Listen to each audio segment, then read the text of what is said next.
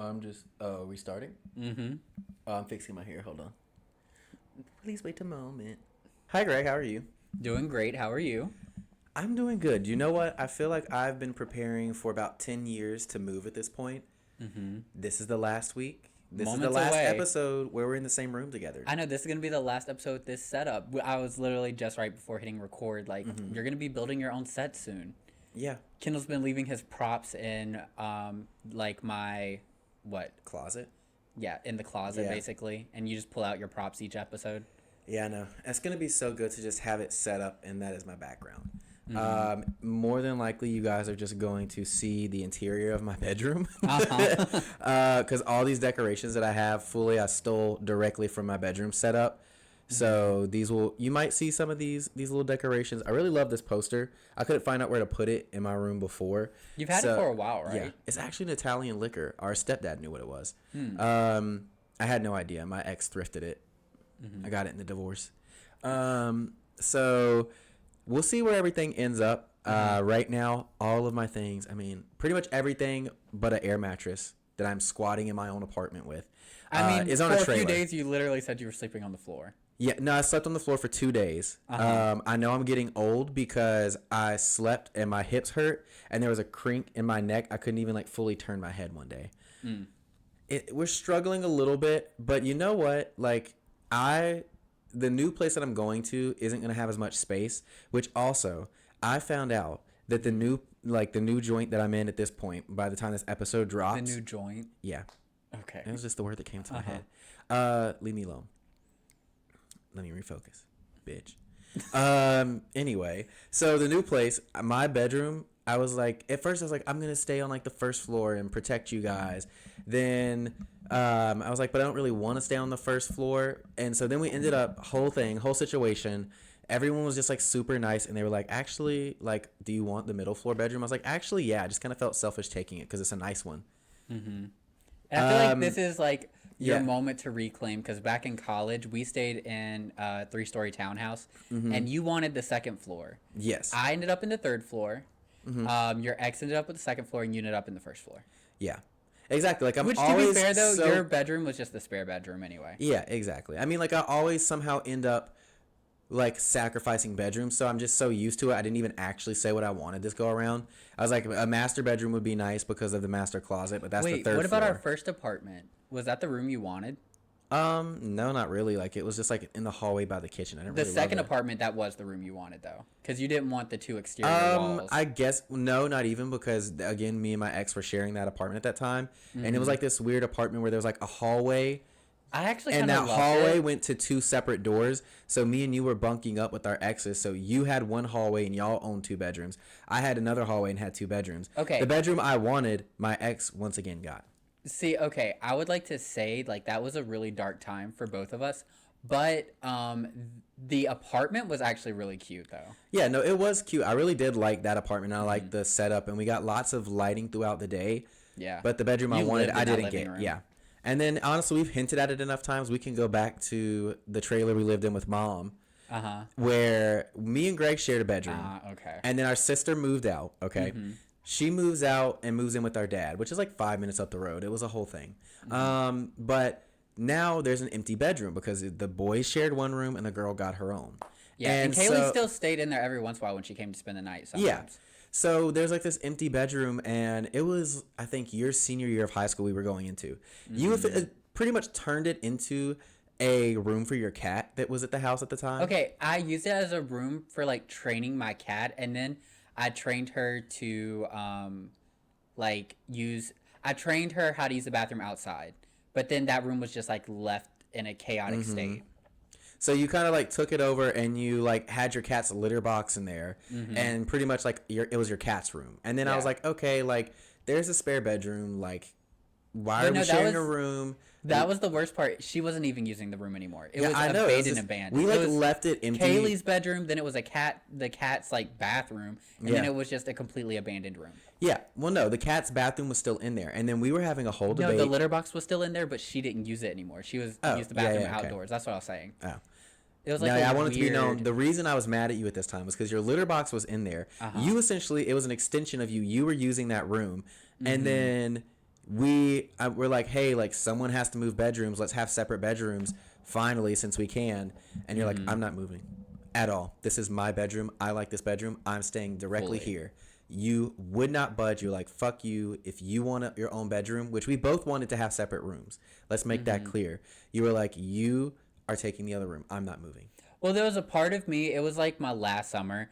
A part of me was like, it's our last summer together. We might as well share a room. You know, it was it wasn't like I was dying to have a room. I wasn't mad when you left the room, but I was like, honestly, I'm like, Kendall, we're less than a year away from me moving out. Let's just share a room one more time, you know? So I was kind of okay with like keeping the room. No, I wanted to beat my meat in private, Greg. I got you. But that's what the bathrooms with locks on them were for. So yeah, which actually at this point, this is just sad. I hate that we're admitting this on air. Kaylee came to our house after she had moved out. She came back to the house and blew up the bathroom and left a log of a turd in that bathroom and refused to clean it or flush it. Okay, so and then we got petty, and then the bathroom literally had her shit sitting in it for like a month. I don't even know why you're saying all this information. Okay, first off, we need to set some facts straight. Is it disgusting? Yes, absolutely. But okay, here's the things. One, I stopped using that bathroom like sophomore year of high school. After that, I started using mom's because mom's bathroom was way bigger.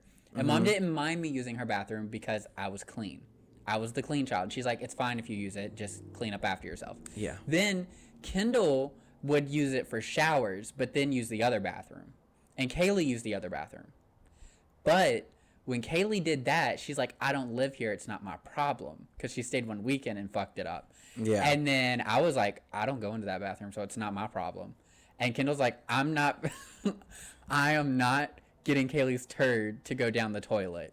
So it was like a pissing contest, and our mom did not even know about it. Yeah, we didn't tell. Like, let's not put this on mom. Like, no one need to call CPS. It was us. We were all. Fully mom did not know. And you know what? Maybe this just shows the sibling rivalry that exists. And is it disgusting? Yes, but I know that people with siblings can relate to this. I hope. We're never doing that again, and that's never happening again. Right. Had mom known, it never would have flown, but we fully left shit in that toilet for a whole month. Kaylee didn't do it. I ended up cleaning it. I was gonna say, I don't even know how. It was still me. That's the part that makes me mad. Okay, anyway, so I clean this bathroom, same energy towards this bedroom situation. I go into that bedroom, I clean up your cat's litter box area, I redo everything, set up my own bedroom. All for, right? Your senior year, we're in our separate bedrooms. It is what it is. It's fine. Yeah. Then mom ends up meeting our stepdad the end of your senior year by my senior year. So like I officially could have moved into whatever room I wanted. I had just had my room set up for like a year. I was finding my own path. She moves to Virginia. To be fair, I was like, yeah, you go ahead. So then I moved in with the chaos of that year. Then I shared a bedroom with the tanning bed. We aren't. That is true. You know what? Okay. Maybe. Okay. I would like to say first off, going back to mom going, this happened within my first week of college. And I was told, everyone says, go to therapy about this already. I will. I swear to you, I will. One day, when I can afford it. Please. Like, I was told, like, the big thing is don't come back until, like, you've been in school for about a month. Is what they say. Like, don't come back earlier than that.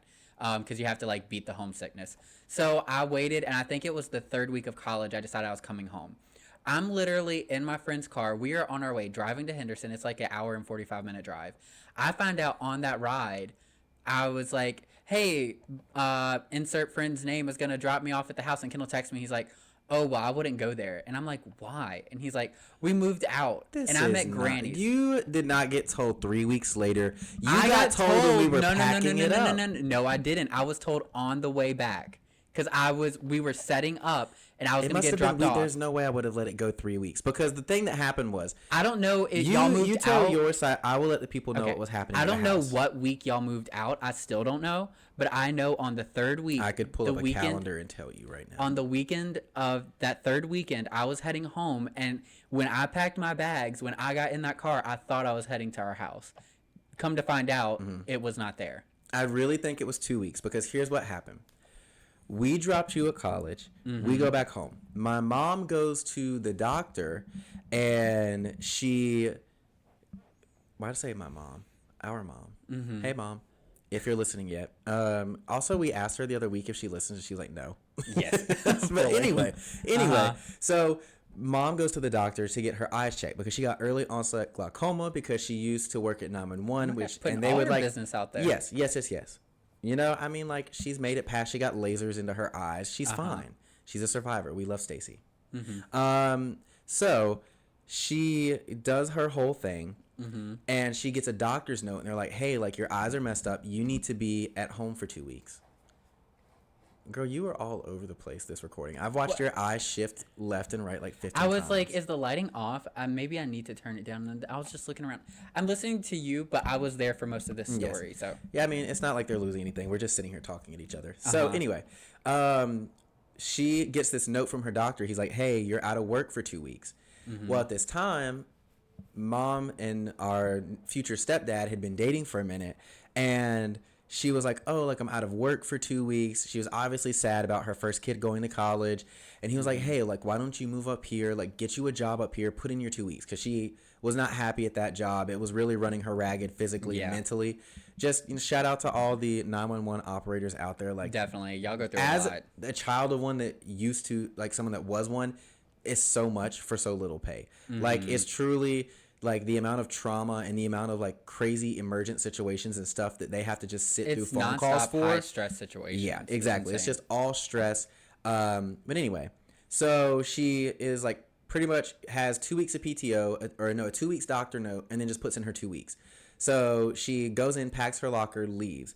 This is like Wednesday of my first week of school. I fully am like getting permission slips signed by her for my classes, still thinking she's going to be there. And then she's like, I think I'm going to move to Virginia. And I'm like, okay. Like, I think we all knew that eventually she was going to end up with our now stepdad. Definitely. We knew that was going to happen. But the thing was, we thought it would be after you graduated your I thought it would like be a while. And then she's like, well, I'm not going to go unless you give me permission. Like, if you think I should go, do it. I was like, go do it. Like, I'll figure it out.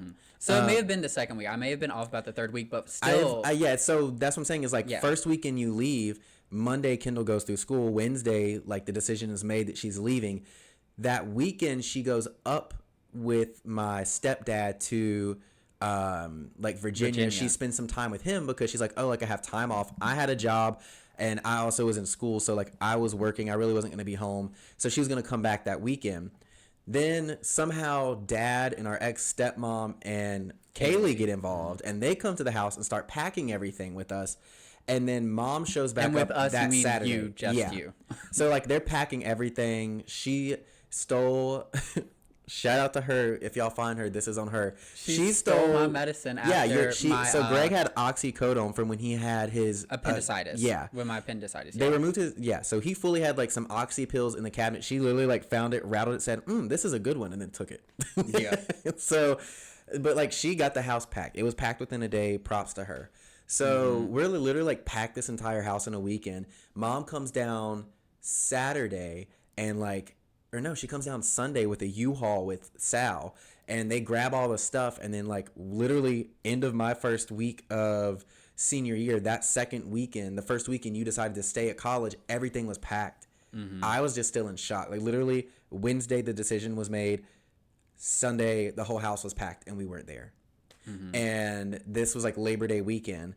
So then I go and spend the whole weekend moving out of one house and then in with our ex-step grandma. Love her. Love you, Granny. But I moved into a, once again, tiny bedroom with a tanning bed in it. But that bedroom had character. It was cute. It was. Honestly, I think I had a lot of fun in that bedroom. It'll hold a special place in my heart. I'm not going to lie to you. I know there was a tanning bed in the room. Which also, jumping back to my perspective, I fully get there. I show up with bags. My whole other bedroom was decorated. All of that's gone. And I'm like, where's my stuff? Nobody knows. It took me months to figure out. It was packed in the basement. No, it was mixed between Granny's house and Mom's house. Oh, okay. It was like a mixture, like trying to figure it out. It's all like Dad's house now. But anyways, I get there. I show up with a bag. See Kendall's room. Kendall's staying in a room with a tanning bed. And Kendall's like, welcome to this life. And I'm just like, what is going on? So I end up staying on the couch. Luckily, Granny had the best couch in the whole world. Like, I've yet to find a couch as comfortable as and Granny's. But my communication could have been better, but I was so like in shock that it happened so quick. I couldn't believe. Still was working my job at the movie theater like 2 days of the week, and I like at school as well doing homework because like it's week 2. They start pumping out assignments, and then I'm just like trying to like make a new norm happen. And then you show up that Friday, and I'm like, welcome to our new house. Yeah, it was fully like, I'm just like, how did no one tell me that we don't have the house anymore? And everybody's energy was like, God, Greg, you're making everything about you. I was like, I didn't get to say goodbye to my like bedroom, my house. My mom has left this state. Like, I made a post about it on Instagram. So the way you didn't know about it is your fault. Because I was starting life at college. I was 2 weeks into college. And I was like, you know what? This has been a little crazy. Going home, gonna get like a reset, some home feelings. No, it was gone. So my joke for the longest time was like, because your first year of college, people are like, are you feeling homesick? And I'm like, what home is there to be sick from? Yeah. It's gone. So no, I'm fine. Yeah. So all that to say, back to the moving thing, what I was getting at was, Taryn, who's going to be one of the roommates, she works in this beautiful design software called AutoCAD. Mary, the other roommate, is so type A. I love her so much.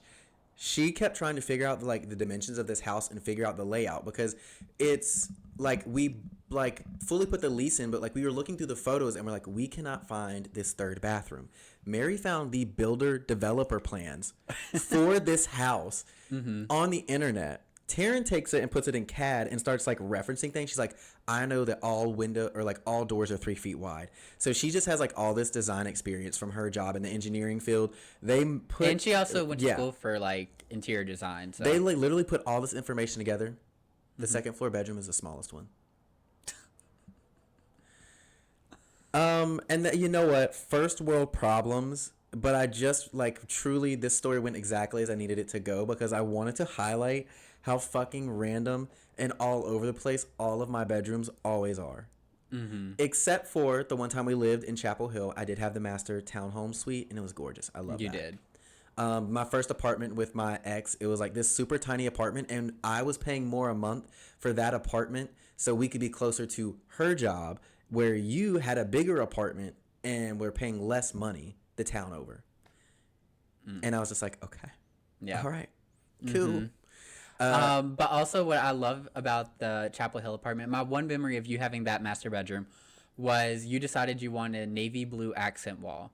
And I stand beside that. Yeah, it was so cute. Danny, my husband, he's great at painting, like interior and exterior. He used to do that some summers. And he was like, okay, I'll do it, but you're going to have to help me with it. Like, I'm not doing this whole room by myself. The two of you go in there to paint. Within the first 5 minutes, Kendall gets a navy blue streak on the ceiling, and Danny said, leave, I got it. Yeah. And he did the whole thing by himself. And you know what? We love Danny for that. He was committed to it. He really painted it. It looked fantastic. He came back and helped paint it back white. Good thing he did. Yeah, I mean, technically, I would have just matched the other walls. But yeah, literally maybe 5 paint strokes in, paint on the ceiling. And I'm just like, navy blue in this fully like eggshell white room. And that's when I learned maybe I am more of an ideas person, less of a hands-on person. Oh, and if we're talking more chaotic energy, so I love making Kendall fun of this, but honestly, I think it was kind of iconic. But I love to mess with him about it. In college, at our first apartment, he painted one wall. Which Taryn helped do this. Yes, shout out to her. He painted it Nickelodeon orange, like that vibrant neon orange. That was one of the walls. Yeah. But then the decoration was like cabin. I went for a cabin theme. I wanted it to be more of like a rustic orange. And like this was like 2016. Burgundy. So like at this time, warm tones were very in. Orange wasn't out. It wasn't like a random color choice. I knew I wanted a pop of color. I wanted some drama. I wanted some creativity. It ended up like I didn't know how like wall painting really worked. This was the first wall I'd ever painted in my life. I ordered the paint myself. I was so confused. If anyone wants to know, you pick out these paint buckets and the paint is white. And I was so confused. I spent like 20 minutes going around Home Depot and Lowe's looking for the colored paint. I was like, where the hell is it at? No, they mix the color into it at the front counter.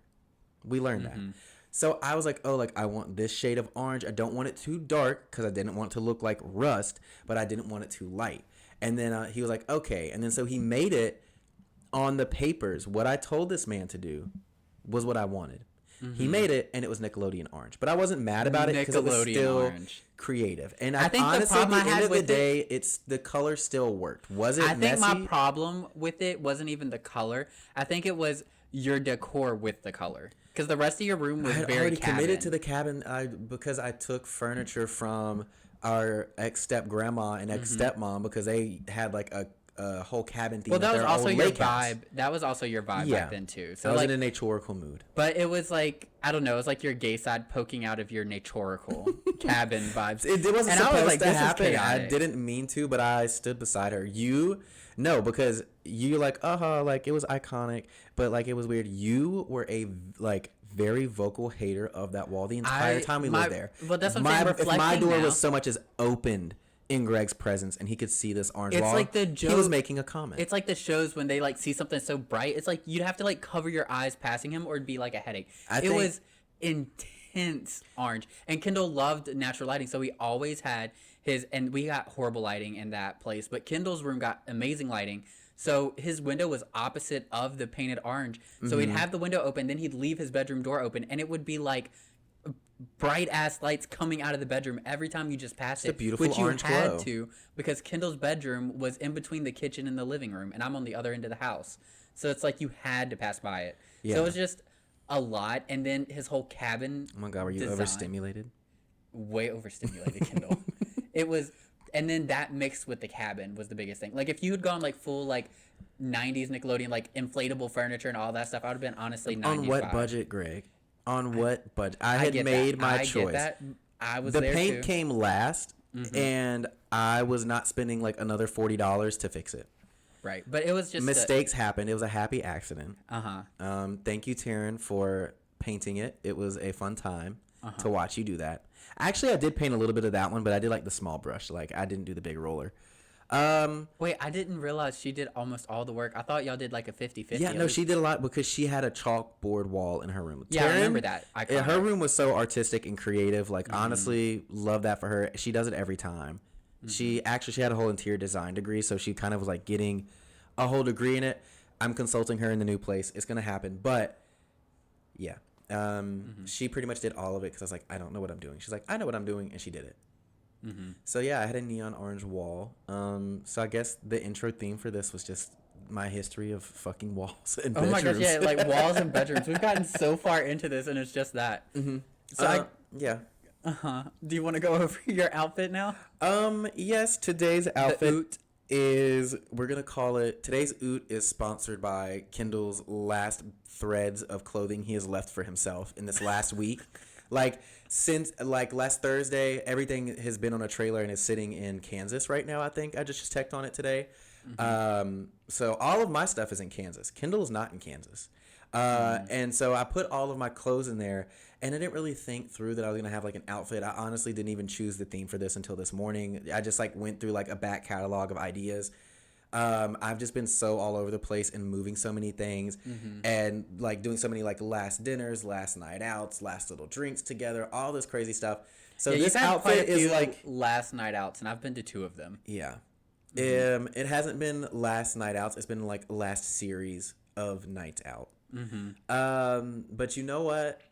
I enjoyed it. Honestly, I felt so loved these past 2 weeks. And the rest of my week is completely booked. Like until I sit in the driver's seat of my car and head out, I am booked. All that to say that this outfit today is brought to you by Kendall's Wardrobe, something cute, something casual. It's a little on theme for my topic for today. We'll get to it. But I'm just wearing what I'm wearing. This is just casual. This is like what I would wear to go walk around and go like get boba with friends. Honestly, Nice. It's just, she's cute, she's casual. Black, honestly, is one of my fave colors to wear. It makes me look like I have a tan because I am like Victorian child dyeing pasty white. And it's just, it adds a little bit of color.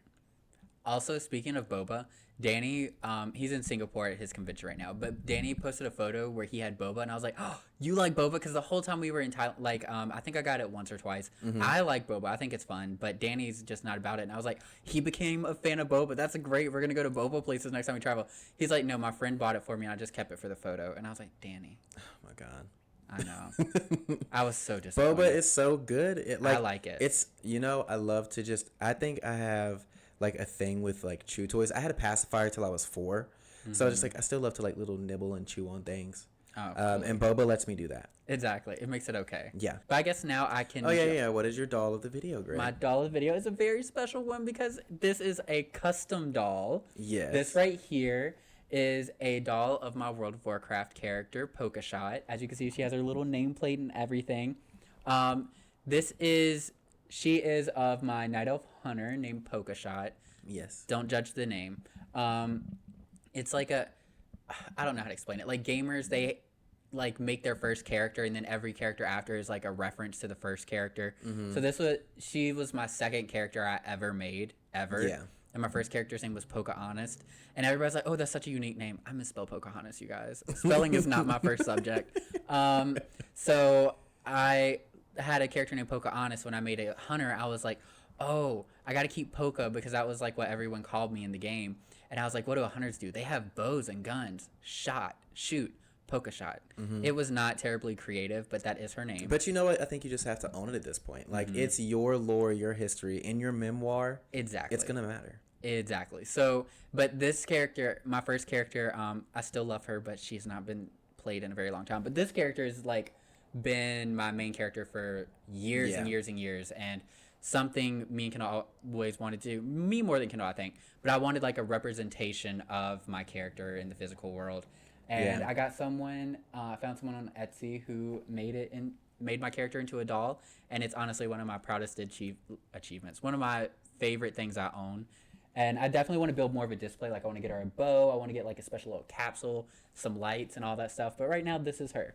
Yeah. I love her so much. I love her. I have been through many battlegrounds and dungeons and quest lines with Polkashot herself. So, And this happy is to the have her in literal the room armor with us set. today. This is the literal, it's not the one I use really anymore, but when I ordered the doll, which, by the way, this doll took like 3 years, 2 years to make, 2.5 years. It's insane what I had to go through. But it was the literal armor set I always wore on this character. And they literally 3D printed and made all the armor sets, which is so cool. Yeah.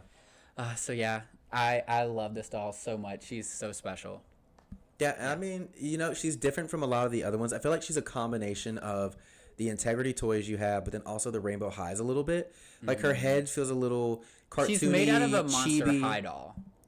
Oh, okay. Yeah. Well, that would explain it. But she's got the body of a male Monster High doll, and then she has the head of a Draculaura, which is like the vampire girl. But then I didn't like the proportions, so they did this solution thing, and they shrunk the head. Because I wanted the proportions to be more, like, I was okay with it being stylized and cartoony, but I also wanted the proportions to still be similar to World of Warcraft. Yeah. So they shrunk the head quite a bit. And a little piece of Azeroth here at home with us. But the main reason that we use this head instead of like a Barbie head is because this head has eyeballs, and if I put a light on it, they glow blue just like they do in the game. They glow blue in the dark. So they're glow in the dark. That's actually cool. It's so cool. Yeah, and like all the armor and everything, like, I was here along with you on this journey. I remember talking to you when you were like, Kendall, I did something crazy, and I'm so excited. Yes. And then I was kind of waiting, and I'd be like, whatever happened to that doll that you ordered like 8 months ago when you were like, we're working on it? Yeah, to make this story very short, the person who makes it was in Russia, and I started this back in 2020-ish, 2021, 2022 maybe. Yeah, it was like the fall. I think 2022. No, it was January. I bought it because it was one of my New Year's resolutions. Oh, okay. So it was like between January and March of 2022. Well, the conflict happened in Ukraine and Russia in like February.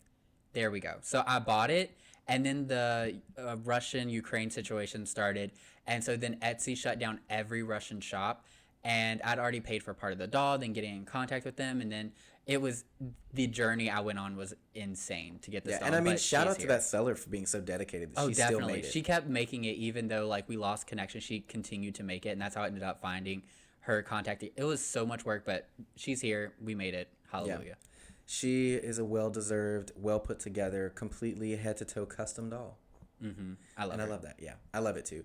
I remember the figure prints that we used to dream about getting. Exactly. It's like $100 to get your character printed, but I think this is cooler. The figure prints are just obviously like 3D printed, and I think they're still And they were cool. like sand dusted. They don't pick up the vibrancy. And I was going to get a figure print, which if you don't have any idea what a figure print is, it was like this thing that became really popular in World of Warcraft games, where you could get a print of your character, and it was like $130, like Kendall was saying. But the problem was that I looked it up. Obviously, we could not afford it back in the day. This came out like when our parents were still together. And when I finally could afford it, I looked them up, and people say like they haven't fulfilled orders in years. Oh. So I was like, well, that's not going to work. Yeah, we used to literally go in there and make ours and put it in different armor sets just to see. Which honestly, like we spent so much time, and I think gamers in general, just like you put so much time into these games and these characters. Like there's a whole market niche, and maybe TM will do this. Actually, I have no idea how to do it, but maybe you should get in on it. Let me business propose to you and tell you what you should do. But I feel like having someone make those characters, or having someone that like puts in that effort, like it's just so special. It really, and that's what it is. Like, you guys, I've been playing this character specifically right here since I was in 7th grade. Yeah, I think. And I've like, of course, there's times like I didn't play as much, but like specifically this character since 7th grade, and still to this day play it. And I was like, I need some type of physical representation of that. Yeah. And as a doll collector, I was like, there's no better way to do it. This was literally a culmination of all your interests. I have a question though. When you were playing your characters, did you ever have like personalities for them? That's something I started to develop years later. Originally, I didn't. Originally, it was just me. But I think I started to develop personalities for them once we got into like the role play scene. Yeah. Did you? Aqua Shadow was a slut. One, she was a baddie. Do not slut shame her. She was not fucking anyone. She just was proud of the body that her gods had made her, and she was shaking it. You're right. She was a baddie. Yeah. I mean, even sometimes it was almost like method acting. When I made her, she told me who she was, and I listened. I did that with all my characters. I truly had like different personalities for every character I made in WoW. I love that. Yeah. And so like just with hers, she was like a rogue. She was this gorgeous night elf with the long hair. It gave me like, I'm a baddie, cutthroat, like fuck y'all, I'm gonna do what I want to do and live my life vibes. Was I good at the game? Absolutely not. But the story was always there. And even before we did roleplay servers, me and you used to like dress up in different dresses and gear and go roleplay by ourselves. And I remember being in that little alleyway in Stormwind and like making our own, like it was like alley. It was like, oh my god, this is our house. Yeah. And then I used to like pretend I was like a barmaid and stuff. So we were role playing inside of there before it was a thing. Oh, it was fully just me and you. Yeah. That's what I think. Like my first character, Pocahontas and like Polka-Shot, I just looked at them as like an extension of myself in that world. Yeah. But like what you mean is like when you're making the character and you get an idea of who their personality is, that's something that I started to pick up on later years. But like early days, it was just an extension of myself in that universe. Yeah, Aqua Shadow told me from the beginning she was gonna shake some ass with her belt, dagger, and boots on the Stormwind Fountain. And you know what? She sure did. And who was I to tell her no? Right. I listened, and she was there, and she made very little money, but she did it. It made her happy. She followed her dreams. Also, do you remember when we used to like make our character like do like this slash on the number part and make our characters like walk through Stormwind, like with just dresses and like lanterns out, and people would be like, "What are you doing?" Like, literally explain yourself right now. Like, what are you doing walking around this NPC ass street in Stormwind? The problem was we were on like a PvE, which is for non-gamers, it was a player versus environment server, and we were acting like roleplay people, but we didn't even know what roleplay was, and we were not on a roleplay server. So we were meant to be on a roleplay server from the beginning. That's where we should have been placed. And you know what? The energy was there. We just didn't know. We had to dive a little further. Don't worry, we did eventually get into it, but we honestly need to do a World of Warcraft chapter. It's a good thing I'm doing that today. 7. Oh, yay. That is fully my subject. Okay, at this point, I feel like we should just bleed into your subject then. Yeah, but It's your turn to go It is first. my turn to go first, but I will be nice and let you bleed into it because at this point we're already so Yeah, we're already deep getting there. I was delved. like, where do I stop it versus like, you know what Just I mean? let her go. Because look, oh, obsessed with World of Warcraft. Ignore episode. I was 10. about I'm to not do the about that. music that plays, but I can't even like necessarily recall. But yeah, I can't think of. It's been a while, but the people who used to have it on their loading screen, you know. Okay, we're getting into the fun stories, but let's get to the facts then. I feel so weird we're just transitioning, but it really did go perfect. But also, that's why I had to have Polkashot as my doll today. I was like, it's I gonna was give it wondering. away. I was like, I knew you would whip her out one day, and I was like, if it's not for a World of Warcraft or like a fantasy themed episode, I will throw her down the steps. Exactly. It's like, my God, if you ever. That would make me go feral. That, like, a lot of these dolls, I'd be mad, but if you did it with her, I'd literally think I'd go feral. Like, I don't even Feral have like a words. druid cat. Don't have words. Oh my God. Yes. The songs. Okay. So first off, let's just start with the facts here, okay? Okay. We're just gonna run into some facts and we'll jump back into the fun stuff. Don't you worry, Also, guys. We quick have. shout out to Bubbly. I've probably had this on screen like 15 times. At Don't this shout point. it out if we're not sponsored, Kendall. Sponsor me. I'm asking for a sponsor, and it's not even like I will sing the praises. This isn't sponsored. I fucking love Bubbly seltzer water. The price of groceries. All I'm gonna say, if a lifetime's worth of Bubbly ended up at my door, I would always make sure it was on the episode. Okay, so we're gonna start off with just the dates. So first off, World of Warcraft launched in November 23rd. Do you want to guess the year? 2004. How did you know? Because I knew. Because I have like the expansions come out every 2 years. I've mapped it out. Mm-hmm. Yes, that's true. Well, actually, it's a Also, little actually, off. that like when I'm closing my eyes 1000%, the only reason I know the copyright symbol underneath, like at the very bottom of the login screen, it says 2004 to whatever year it was. I also want to let you guys know this is I closed my eyes. firmly. Remember I that. think we already showed it, but like we're firm obsessed with this. Like we usually like, oh yeah, I was obsessed with this and child. You know, we like introduce the obsession. I want to let you guys know we have been. I will continue to be obsessed with this. This is something I continue to play on and off. Kendall has dropped out. RIP to those tunes. Yeah. You know, I still remember them fondly in my heart. They're on Mom's account, so it's not like Yeah. they're gone. It's just I don't play them, and I'm not paying. I think for an Mom account. deleted all of them except for two. Aqua Shadow and K Grizzle. Okay, yeah, those are the only two I cared about. Yeah, exactly. Okay, so do you know how many expansions there are in World of Warcraft currently? I can list them out for you, and we'll see how far I get. Okay. All right. So first we have the base game vanilla, for the people who play. And that the ran girlies that know 2004 to 2006, 2007, January. It was January of 2007. Oh, okay. All right. So it's still 2 years. Then we had Burning Crusade, which Yes, was we second. That was where we got the cunty ass Blood Elves. Oh, the Blood Elves, my Yes, God. and the toxic dance that they do. I never went Horde, couldn't go Horde for the Blood Elves, but we do love them. Yes. After Burning Crusade would be the one where we came in, and probably my favorite. No.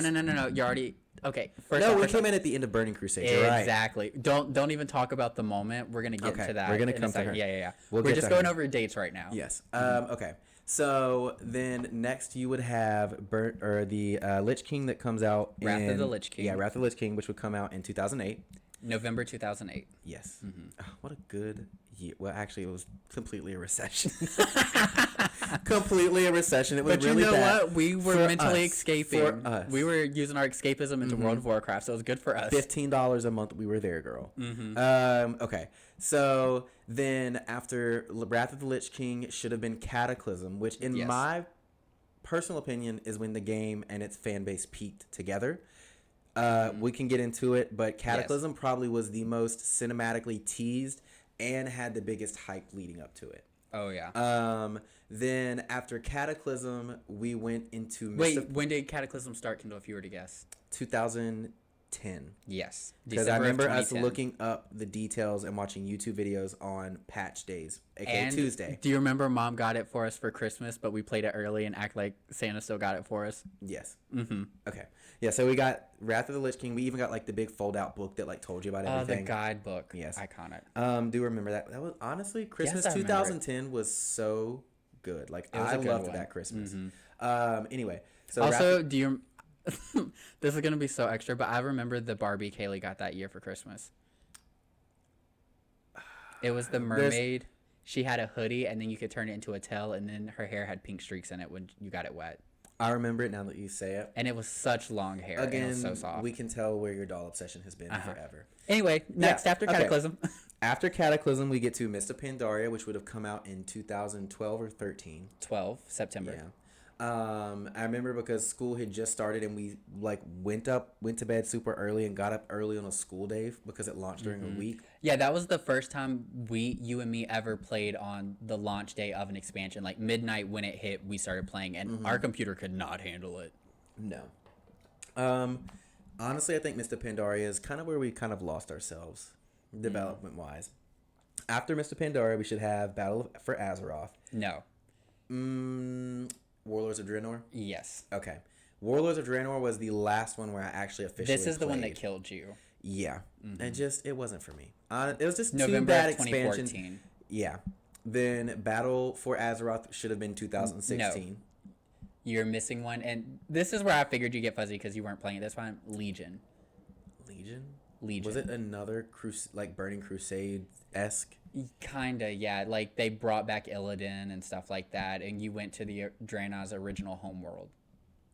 Maybe I played a little bit on. I don't know. I don't think this is also where we started to get allied races. So we were finally able to play something that looked like a blood elf. It was the Void Elves and stuff. Oh yeah, I was long gone by then. Okay, so then Battle for Azeroth. And that's that just came the most out, iconic one that happened. Legion after, came out in 2016, and Okay. Battle for Azeroth came out in 2018. Then there's the Dragon one that came out in 2020. No, Shadowlands came out in 2020.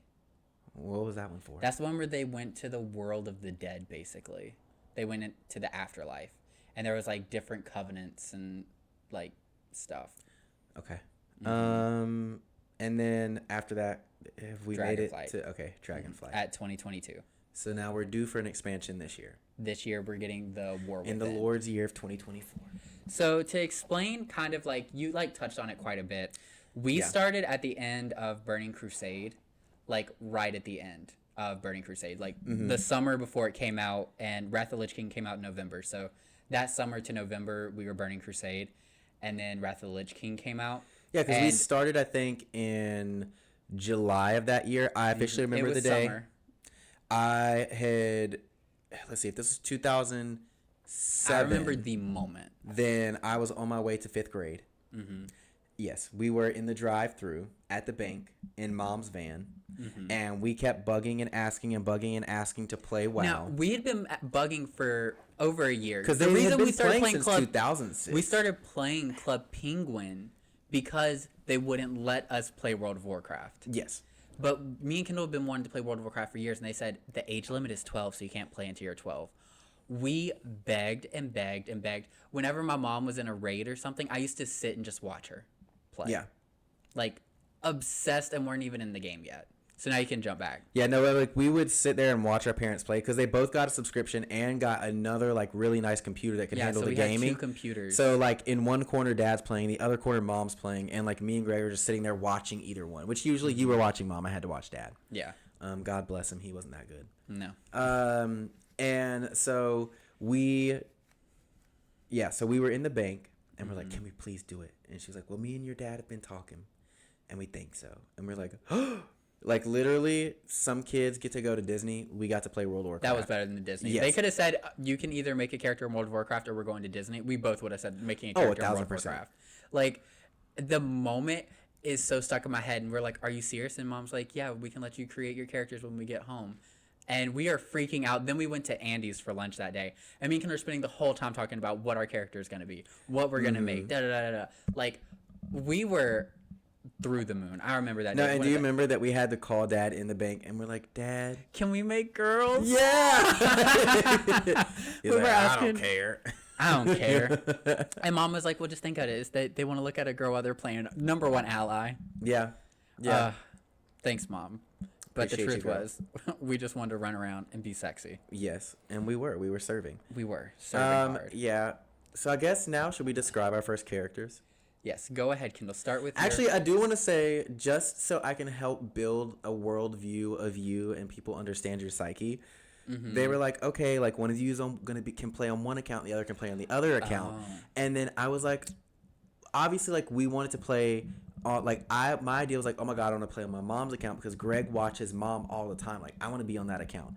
I'm like that also 10 means, at this point. Because they were like, also whichever one you pick is going to be the computer you play on. Yeah. Because you have to sign into the account, so they had one account on one computer, one account on the other computer. Yeah, so it was like preloaded, and so and mom had the better desk and computer. Yeah, so she had like it was like an actual computer desk. Dad just had like a table, pretty much, and like in a dark corner without a lamp. Yeah. And so I was like, I want mom's, and then Greg was like, okay, you can have it.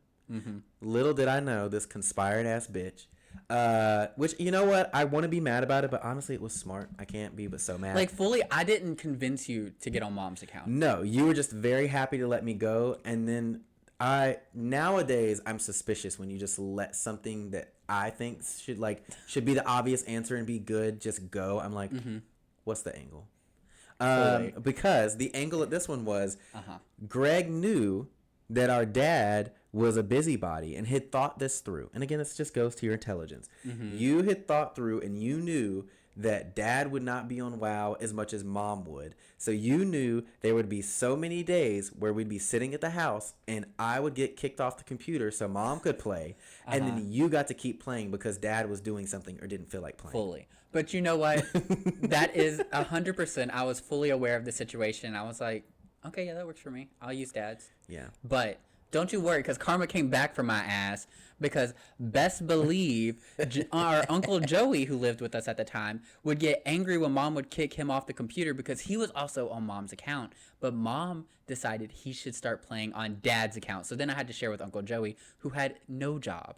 And just lived at home. Well, to be fair, he's on like government assistance, like he can't work. No, fully. It's not a judgment of him, but what I'm saying is he's at home even more than mom. Yeah. So my original plan really backfired on me because mom was like, "Well, you should start playing on Ronnie's account because I play more and I want to be able to play when I want to play." And dad was like, "Yeah, I don't care," and I was like, "I care." Greg very much cared. I did. And you know what?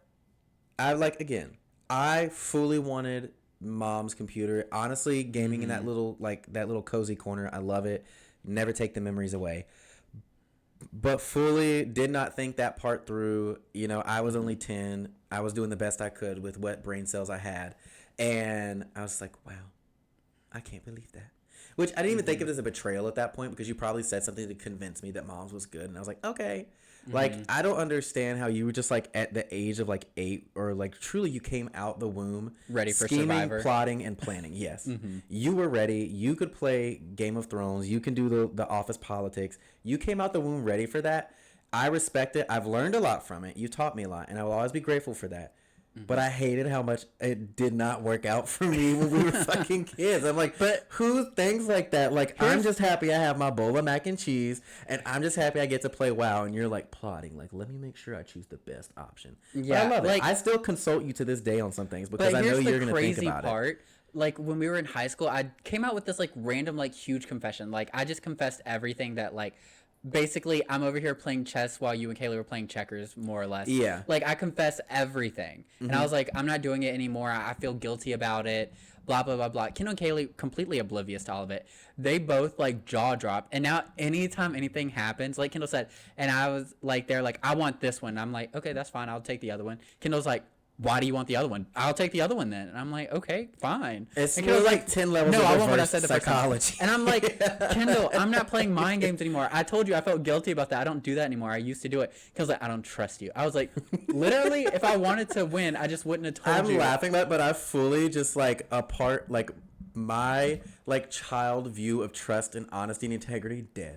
Yes. Well, you know what? Like every day when I walked those elementary school halls and they had those posters about trustworthiness and honesty and integrity, I took it to heart. I said, that's me and my brother. That's us. Yeah. It wasn't. Exactly. And then Kendall was like, for literally years, because I like came out and said this like late middle school, early high school. Every time something happened, Kendall's like, why? And I'm like, no reason. I don't care. It's a piece of the innocence was taken away.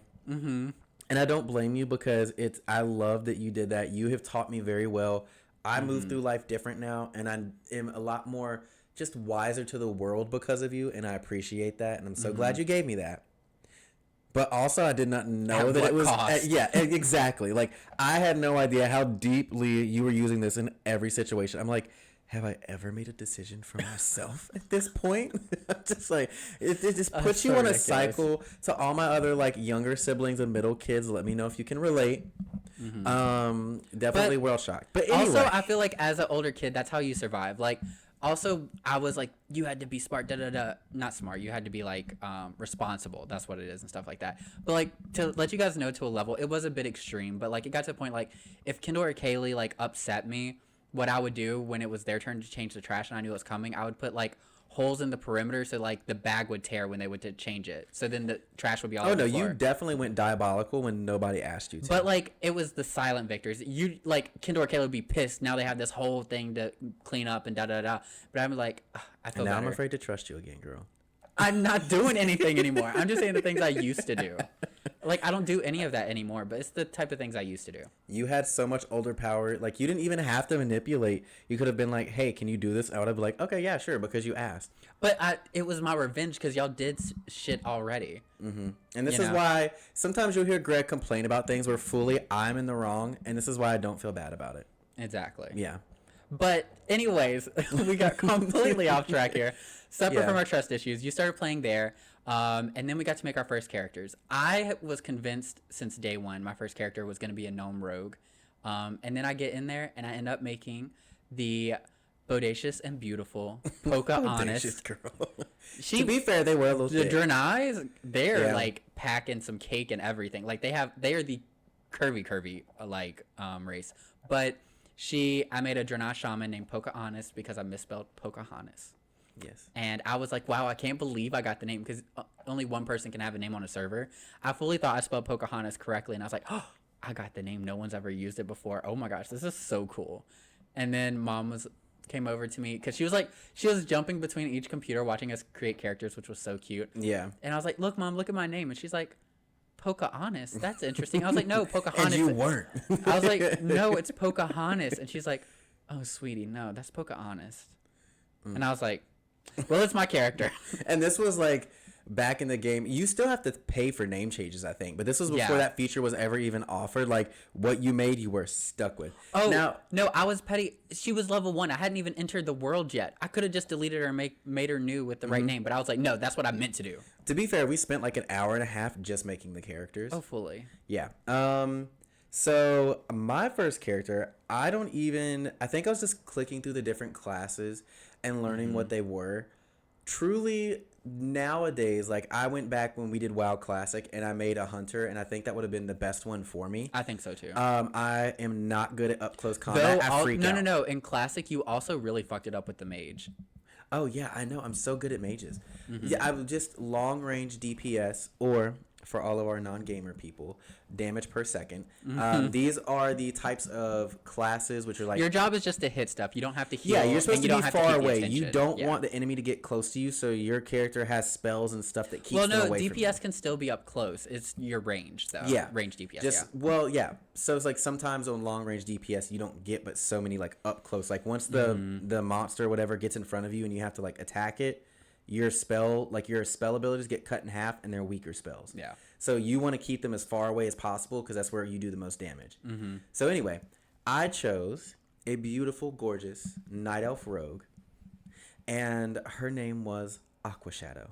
Yes. Specifically Honestly, built around the fact that her hair was the aqua color and she could turn invisible. Like the only reason I wanted a rogue, looking back now, one, I thought the daggers were so cool. Like I thought like at this time I think I was like into Pirates of the Caribbean and stuff like Yeah. that. So sword fighting, dagger fighting sounded cool to me. She could run fast and turn invisible. I was like, what the fuck else do I need? yeah, but also, honestly, I can say looking back now, you had the better name. Aqua Shadow's way better than Pocahontas. It's a lot more cute and campy, and a 10-year-old definitely made it. That's true. But also, I love that my nickname ended up being Poka, like Poka. Like, I don't know. Yeah. It was like, you know what? I love that. Yeah, because once we like got into, which I guess maybe we can talk a little bit about our first time, but eventually, Well, before we even go, I want to let everyone know Pocahontas and Aqua Shadow, the OG girlies, they both still do exist. Oh, They yeah, have yeah. not been played in years, either of them, but they do both exist. we So should get maybe mom one to day. get a screenshot of Aqua Shadow now. I don't Yeah, even- and throw her up. Yeah, She Put them probably up. looks like a hot mess. we will get into that when we get to the expansion where we could do haircuts. Yes. But anyway, so we enter the world, and the way WoW works is you have starting zones for each race. So Greg was the goat people, the Draenei. Yeah. And so we couldn't meet up until where we weren't really supposed to be able to meet up until like level 20 probably.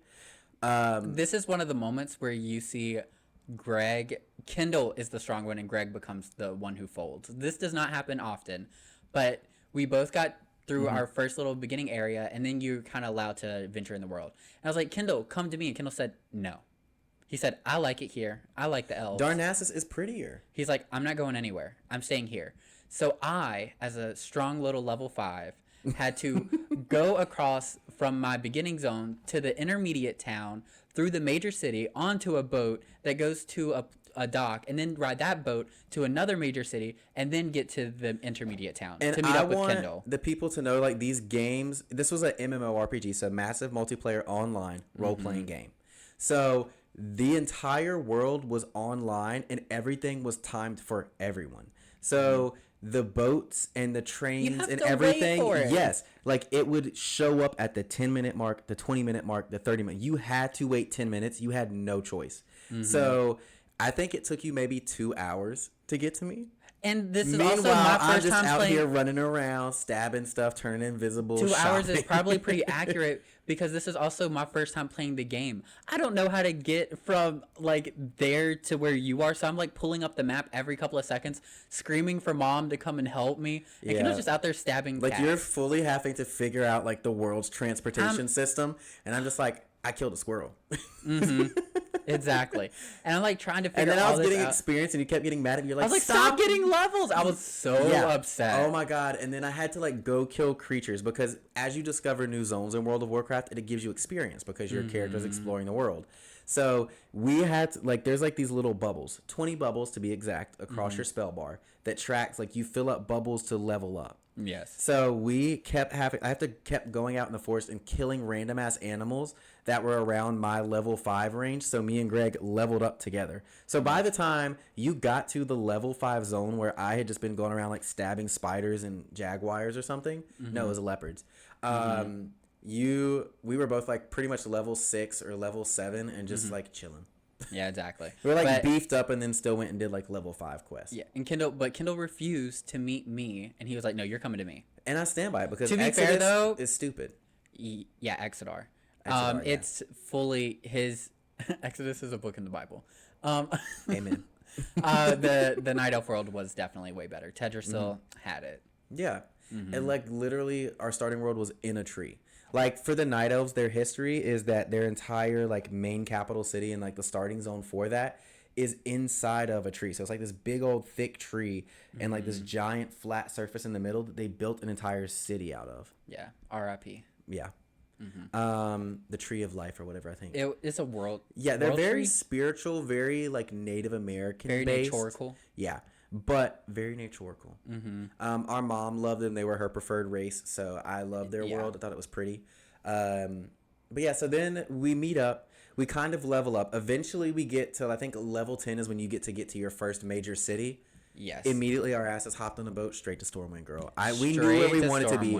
Capital City girlies. We were making it to where all the action was, and you were not stopping us. So Stormwind. Also, we didn't even explain. We were on the Alliance. World of Warcraft is split between Alliance and Horde. So basically, the quote unquote baddies and the quote unquote goodies. We picked Alliance because that's where our parents were. But I know for a fact, if they weren't, you and me both would have been like Blood Elves. Oh, for sure.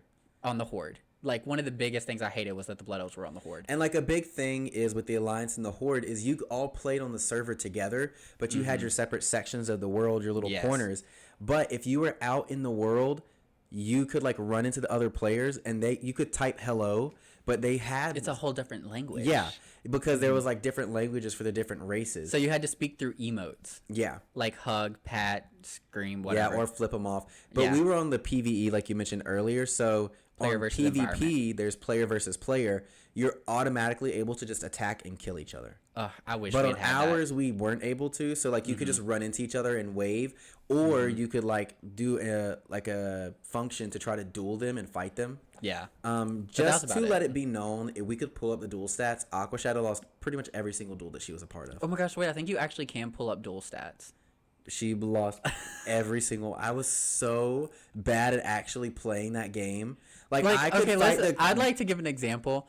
Kendall only used his Rogue's biggest thing is being invisible. Mm-hmm. Kendall would be invisible at the beginning of the fight and then fight, and he wouldn't use any of his spells to make him go invisible again. Like he had all this utility to disappear and reappear. He went invisible once and then he just stabs. Y'all were talking about spell rotations and poisons and all this other stuff. I was like, that is too much work. I'ma stab it. And I chose the rogue required a lot more like the rogue is still focus today and one of the more know-how. complicated classes. But I wanted to turn invisible, and I did, and I ran fast. I mean, but also we're talking to me who played shaman for so long, and I didn't even get one of my totems for years. Because I didn't know I was supposed to go back. Because y'all remember when I said I left the Draenei world to go play with Kendall? You're supposed to go back to the Draenei world to get your totems. And shamans, they work with elements, and you have a totem for each element. The fire element is your damage totem. I did not get my fire totem until years after playing. Because it was all the way back in my beginning zone that I left. Yeah, and the totems were like these like items you could cast on the ground, and they would like shoot things for you. Or if you stood near one, it would heal you. Or if you stood near one, it would like decrease damage and stuff. Truly, WoW is so heavily based in D&D, so like I'm not gonna get too crazy on the mechanics because that'll come up one day. But just look into it. It was a whole thing. Like there's strategy, and we both sucked at it. There's like whole strategies. There's people who were like best at their class. Like some people just had natural inclinations to like the way some classes operated because it was a whole thing. But so we were together. We made it to Stormwind. I didn't care about doing quest anymore. At this point, I would take my character. You had like all these different gear pieces you could wear. My character, a belt, a cute little dagger on the hip, some boots, and at that point I think they were like fuzzy boots, which were very in at the time in like the late 2000s. And I would just like make her dance on the fountain, and maybe you'll have to put in a video here of the night elf dance, but like they fully have like a thing where they're like body rolling, and it's like a little bit suggestive for the female dance. The men do Michael Jackson, they do Billie Jean, but the women, I forget what dance they do, but there's like all these dances are fully inspired by real ones. But the night elves had like a little bit of a seductive dance, so I would literally just put her like in her panties, a belt, and a dagger with some boots on, iconic, a moment, and make her dance, and then I'd be like, Phil, tip me or something like that. I don't even know how I said it anymore, but I used to just like pretty much ask people to tip me, and I would like dance in my underwear for money. Yes. But now, Kendall, we need to start moving into, we've talked about our great characters, amazing, but we need to start talking about iconic moments and what made us obsessed with World of Warcraft. Okay, yes. So the first thing that I think you and me ever lost our shit over in World of Warcraft was before every expansion, there's this event where they transition and theme it for the upcoming expansion. Yeah. And Wrath of the Lich King was coming out, Burning Crusade was ending, we were still brand new players. Yeah, and maybe 4 months into playing, and we were so slow. We weren't even level 20s yet. Like we were so slow. That was my fault. I was dancing. It was. Kendall was a distraction. I was out there dancing. Also, the amount of times we would be on quest, and I was like, I didn't know how to play my character, and we'd be like trying to kill something. We died. And then it would get so close to dying, I would just sprint away and leave you. Yes. Oh my gosh, because he was a rogue and he had his sprint, and I didn't have any like things to make me faster until I got my Ghost Wolf later after 20. But like the amount of times I died, because was like, oh no, we're gonna die, and he'd run away. And then Night Elves have this thing that they can turn invisible, so he'd use that, and then he'd go stealth, and I'm all alone, and I die. Yeah. All the time. But there came out this event before Wrath of the Lich King, which was the zombie plague. You can still find videos of this on YouTube. Me and Kendall, we were such griefers. People hated us because there's zombies outside the major city of Stormwind, and you could pick up the plague, but then you're like infected. And if you go into the city and then transform before, there's certain healers can like get rid of the plague, but if you don't get rid of it in time, you turn into a zombie and you just spread the plague all over. Yeah. So what me and Kendall would do is we'd get infected and we'd run into the city and hide because we didn't want anyone healing us. Yeah. We turn into zombies and infect everyone. And you could, because there was like city guards, you could infect the city guards and turn them into zombies too. The whole thing, and it's just everyone's infecting. There's dead bodies everywhere, literally everywhere, because you only a zombie for a little bit of time and then you die anyway. You get like a minute as a zombie, and you just spread it. And by the time you come back to life, there's new people who you just infected. They're now turning into zombies. And if you go to people who are like AFK in the city, they're spreading the disease. AFK is away from keyboard. Yeah, they like stepped away from their character, but their character's still Your character, there. like they would sit there just standing, and then they would eventually like sit down on the ground. And then it would log you out if you sat still for too long. People hated it. They're like, oh, I'm just trying to take care of my stuff in the city. And me and Kendall would get infected. And then finally everybody would get rid of the illness and the city was calm again. I mean, Kendall were like, time to go get infected. Yeah, because they would spawn them right outside the city gate. And the way Stormwind was is like, there's like an entrance to the city, a long bridge, and then you enter into like the trade district. And that had the auction house, which is where you could like sell things, buy things. Then it had the bank where you could deposit items you didn't want to carry because you ran out of space, or you would like put money in there to squirrel it away. And then you had like a lot of major gear sellers or repairers or potion sellers. Yeah. So like pretty much everyone like that was in the area or would use Stormwind to sell gear, buy gear. It was the main hub for the Alliance. So there's always people from like levels 10, even though people would have like level 1 characters, they ran there, but you have like level 1 to level 60, then it eventually would turn to 70, but like everyone of all 70 was Burning Crusade, so 70 when we started and went to 80 Wrath of the Lich King. So like so many people were in that area. There was like another main city through Burning Crusade called Nazarath that people would go to. Shatrath? Nazarath is what Raven says in Teen Titans. Girl, this is too many fantasy elements. Uh-huh. Nazarath, Metriel Zinthos. There we go. Uh-huh. I had to get it out. I was waiting for it. Yeah. All right. Okay. Recenter. Another obsession for another day.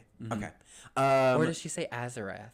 Azeroth, Metriel, Zinthos. Yeah, it's Azarath, not Nazarath. That's your own thing. Anyway, continue. Yeah.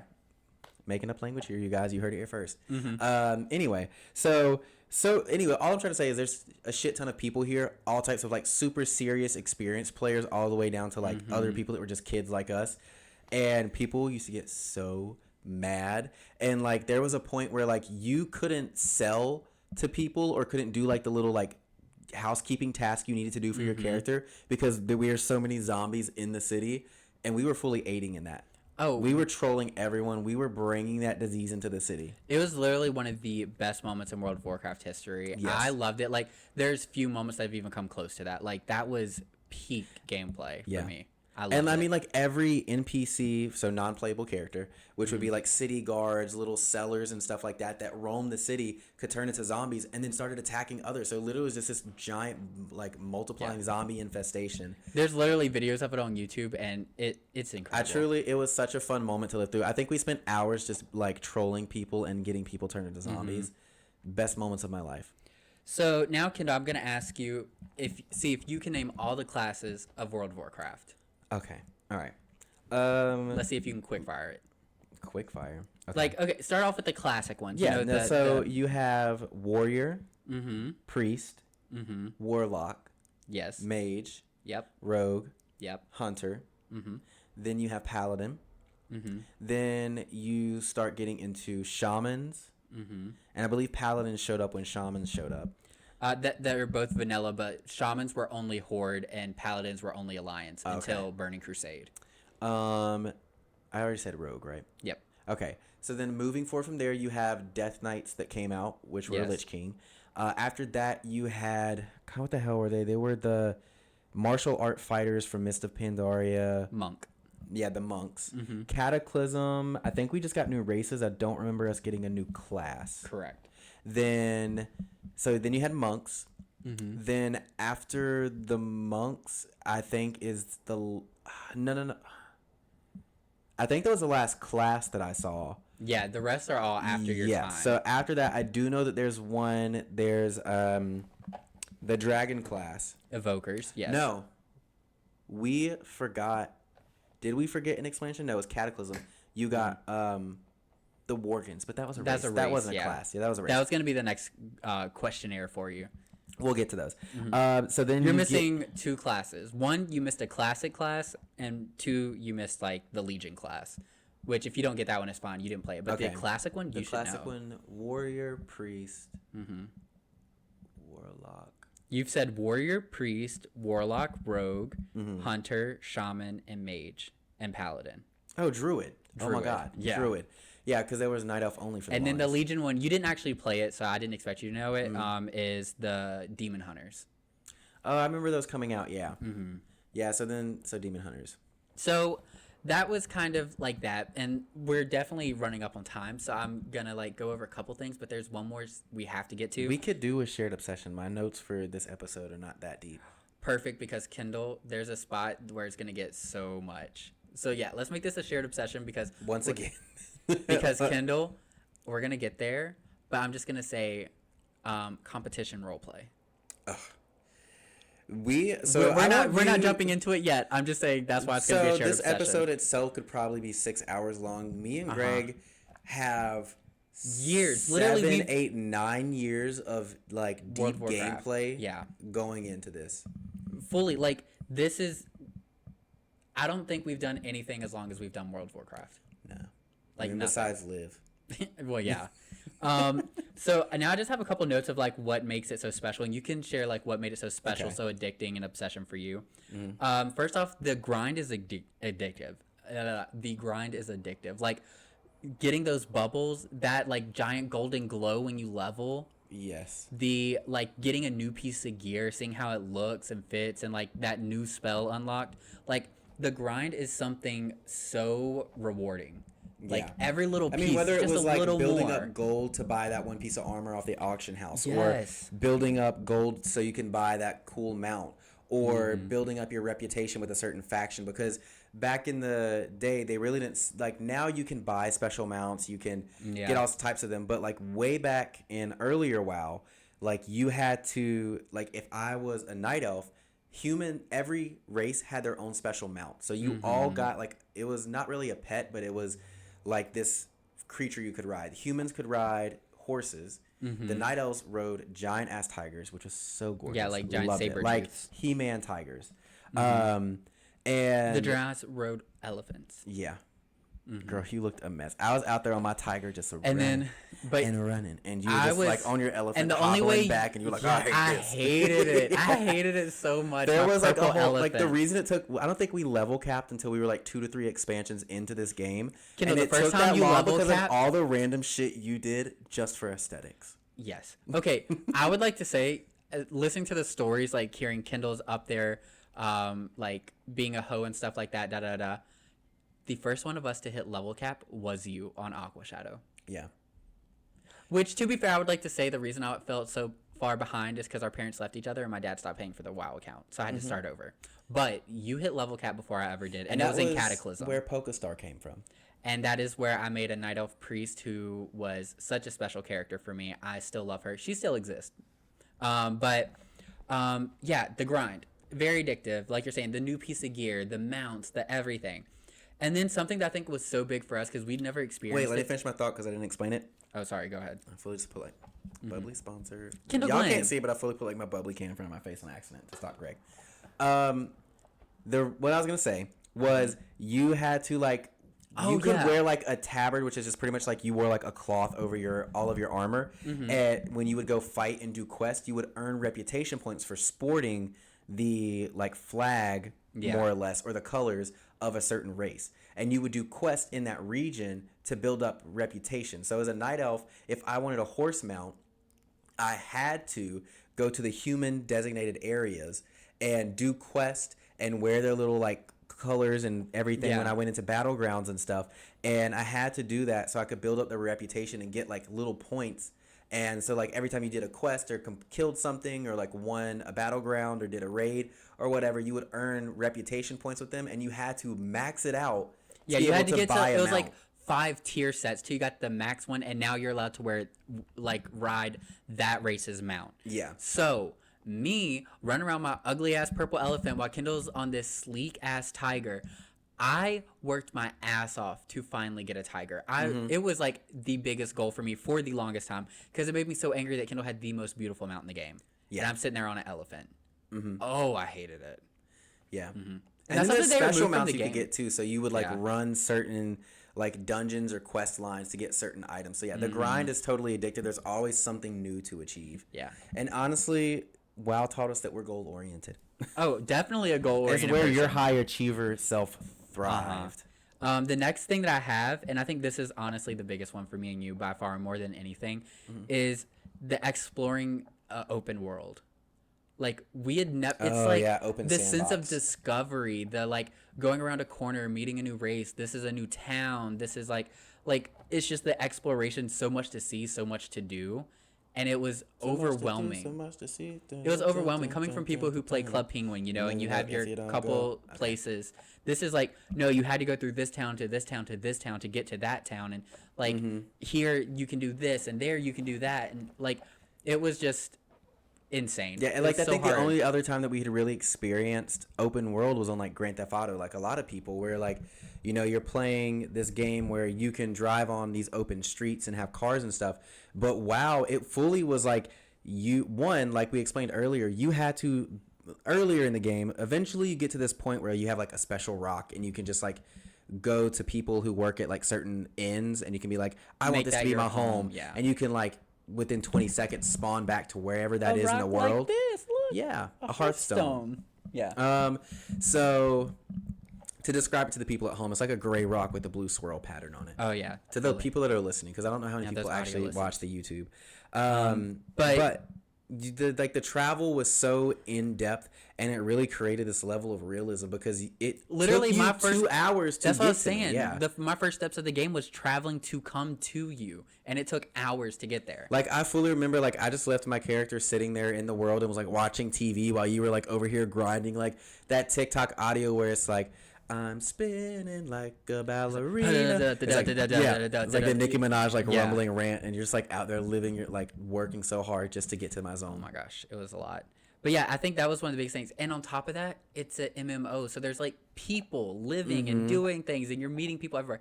That was definitely the biggest one. Danny, one sec. Sorry, my husband called from Singapore. But yeah, it's like it's an MMO. There's people everywhere. It's like it's so alive. It's so big and so much to discover. The next thing was you make friends, like literal friends. We met friends and met them in real life through the game. Yeah, like okay, so the way you would make guilds in World of Warcraft, honestly, like it was such a cultural thing. Like I know people pick on people and it's like a nerdy thing to do, but it was a moment. Like if was you weren't there incredible. for the history, you don't get it. Literally, my friends at school would make fun of me. I'm like, I don't care. I know this is the coolest thing in the world. Yeah, You know? like we were a part of, like you would be a part of a guild, and these were like real people, and you would join Skype groups or Discord servers. And Well, Discord wasn't even around back then, but yeah, Skype. What was it at that time? It was Skype and like it was like Vent. yes, Ventrilo. Yes. But you would join like these little community groups. So you would join like people took these guilds serious. Like there was like notorious guilds on every server that everyone knew about. For sure. And it could only be like other people in the like your faction, your alliance, and you would like you would ask to literal join. reputation. Yeah, like you would ask to join guilds, and then they would be like, oh, like some people would interview you. Some people would ask to see like your Yeah. gaming stats and stuff like that to make sure you were good enough for their guild. It was so serious. But our mom ended up joining a guild, and so we ended up joining it too eventually once we got a little bit more serious about the game. Yeah. So and then our mom had a guild that we joined. Shout out to Everlasting, OG Oh guild. my god, I forgot their name. Yeah, Everlasting, which then later we fused with another guild, became Keepers of Light. But anyway, Everlasting was the first one. And there were other people who had their kids playing. So there was like a subgroup within the guild called the Kids Corp. And that's where the kids of the parents would play. And me and Kendall started playing with like the kids of the people our mom was playing with. Yeah. And we made some incredible friends. Shout out to like all of you guys, like Zach and David, Jared, like you guys out there. Hey guys, how's it going? But like, and yeah, they were like in Ohio, and we were in little old North Carolina, and I mean, even with the guild stuff, you got like your own private chat of like just your guild. So sometimes like my mom would like get home from work we would like dinner would be made, and she'd get on the game after work, and she'd just start like chatting with the people and like laughing out loud because it was like popping It was like off its that own night. family. It was like a whole group chat, yeah. Yeah. And then they started like the headsets, and then it was like the Ventrilo and the Skype. Yeah, and so then Skype you'd be on these calls. group calls, and then back in the beginning of WoW, nowadays I think you can just join like a dungeon, which dungeons are more or less like you get loaded into these zones, and it's you progress through and like kill bosses Yeah, it's like and little harder minions. things, and it's like groups of 5. Yeah, it's just like one like very big storyline and quest line that you. But go you had through. to get with like friends to help you go into. Yeah, because because now you can like you can like flag your like hit a button and flag your person like I want to look for one, and then you'll get zoned It'll into like one. throw you with random Yeah. people, and then after that, you Back all go in your the separate day, ways. yeah, it doesn't even matter where you are because like the dungeons are real locations in the world, so you had to like they're in Get 4 certain other zones. friends. Yeah. Travel to these locations and then go in there and keep each other alive and not die. So it was like such a coordinated community event because it would be like, okay, this Saturday at 8 p.m. server time, we're gonna go do a raid. So then you would have your dedicated core group members who like were just chilling that Saturday. They would go and they would like build up potions and then put them in the guild bank. Cook and yeah, like fish throughout the and- whole week, people were like building up supplies. Then you'd have your dedicated people that would go to the bank, pull out these supplies. And raids are groups of 40 people. Yeah, it could go up to 40 people. There was like there's 10-man, 20-man, and 40-man raids. Oh, wait, or was it 25 man and 40s? I'm thinking of Alterac Valley, my bad. Yeah. It's 25 man, you're right. And so it was like, yeah, so you would have like people in your guild, 25 people would be on at the same time. You'd have like a group of people who would get on earlier before everyone else, get the supplies together, and then their characters, like, again, in game, would travel to go to these places to get to whatever stone. So like And it could take these people like 30 your potion minutes to get people's there. handing out potions, your food person's handing out food. Like, it was like a whole thing. Like, It was like a community thing, yeah. exactly. And that's just one of the aspects of the game. That's like the PvE, which I was going to touch on, which is player versus environment. You're like fighting the things that the game masters or the people like made for you. So you're out questing or dungeons or raiding. It's like you're playing with other people or by yourself and fighting like computer controlled things. But then there's the aspect that I became obsessed with, and I brought Kendall along with Well, me. before we get away from the guild, okay. I have to bring up that another cool thing is we met those kids that we used to play with. So we were in North Carolina, and 7th then grade for me, I remember. the parent that played was their dad. And their dad and our mom would do raids and stuff. They were like really big members of the guild. Like every time there was a raid or an event, they were asked to be there. So they would go. So their dad was like on a work trip and came down to Virginia. So we're like, wait, we're like a state away. And of course, like these are people you play with throughout the week. So you would just jump on Skype calls with these people for hours at a time, just doing either We quest spent more or time whatever. with these people than our grandparents, basically, you know? Yeah. Like, we would spend hours on the weekend with them during the summer all the time. Like it was be to the point where like we would just all be sitting on like a 6-hour call together and be like, okay, well I gotta go eat dinner now. Bye. So from like lunch to dinner time, we would all just play this game together. But and then sometimes after that, hey, we're back. You still playing? Like, yeah, fully all of that. And so we ended up meeting them at a Cracker Barrel in Virginia. Yes, I think we did. Virginia Beach. You know what? We still have the photo. We can throw it up now. Yeah, put emojis over their face, but Of I want you course. guys to appreciate appreciate young Greg and Kendall. These were the kids behind the keyboard. Uh-huh. These were the minds behind Aqua Shadow and Pocahontas. With their bowl cuts. Oh my god, yes. So we met them like in person, everything, and then we still played with them for a few years. But eventually, we all like went to high school or like grew out of it. But Well, like we we went to high fully like school, made they did, friends, yeah. had these people that were like knew what was going on in our lives, and like we knew them and what they were up to. And it would be like they'd be like, "Oh, I gotta go to a birthday party." And they get back and be like, "Oh, how was the birthday party?" Like, "Oh, it was fun." Like, blah, It was blah, blah. Like, genuinely like first time having online friends, and it Yeah. was incredible. It was really, really, really amazing for us.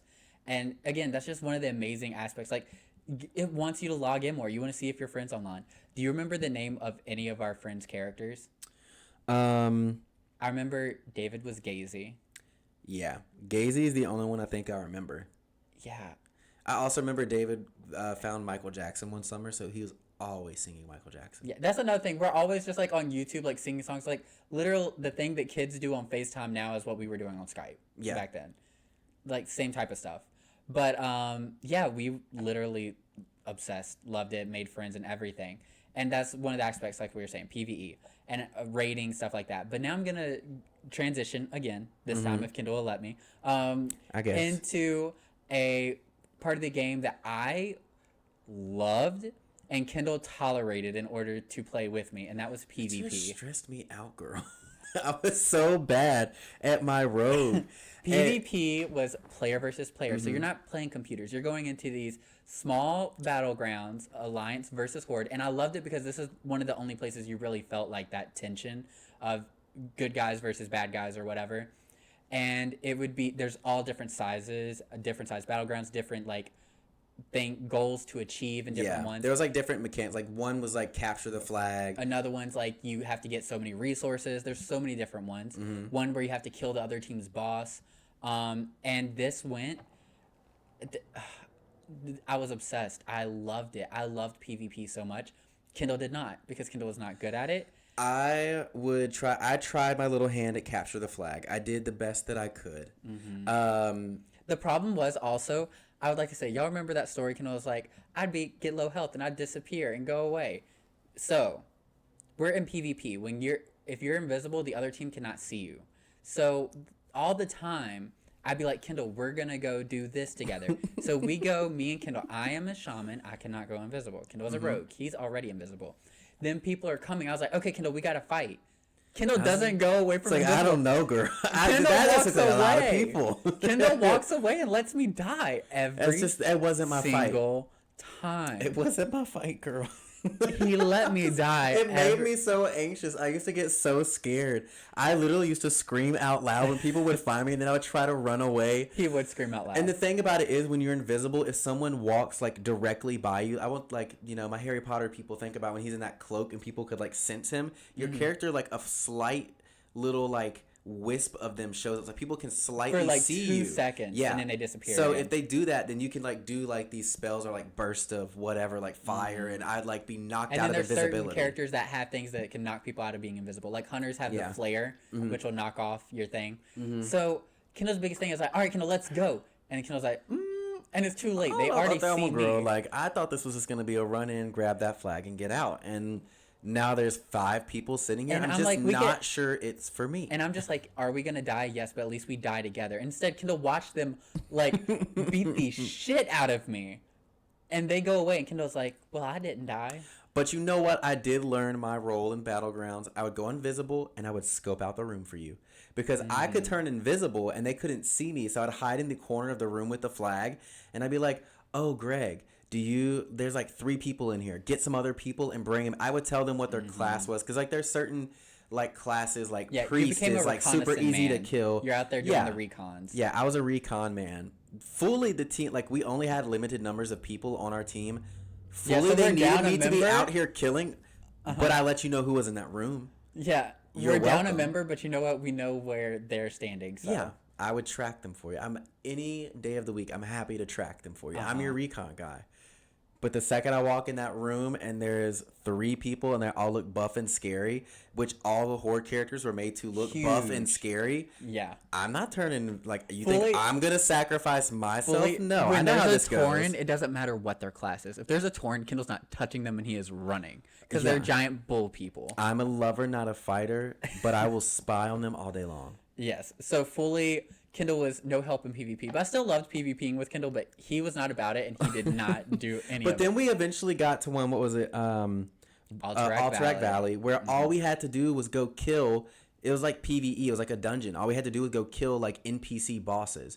Now, of course, you would be, like, running on the battlefield to, like, and go... you'd be passing because there's, like, certain areas, and you could pass each other on the battlefield and start, like, killing each other.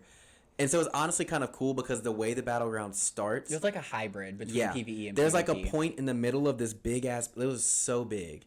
Huge. It was this huge battleground. But there was a point where like everyone would like kill boss 1, kill boss 2, and then boss 3, which was the one that you had to kill, was like in the middle. But there was a point where when the Horde and the Alliance were on their way to boss number 3s, if they timed it right, you would all meet in the middle and just start a whole civil war of like 40 players versus 40 players. How it worked was... There was boss 3, 2, and your number 1 boss is all the way back at your base. So you had to cross each other in the middle to get to their far end. Remember?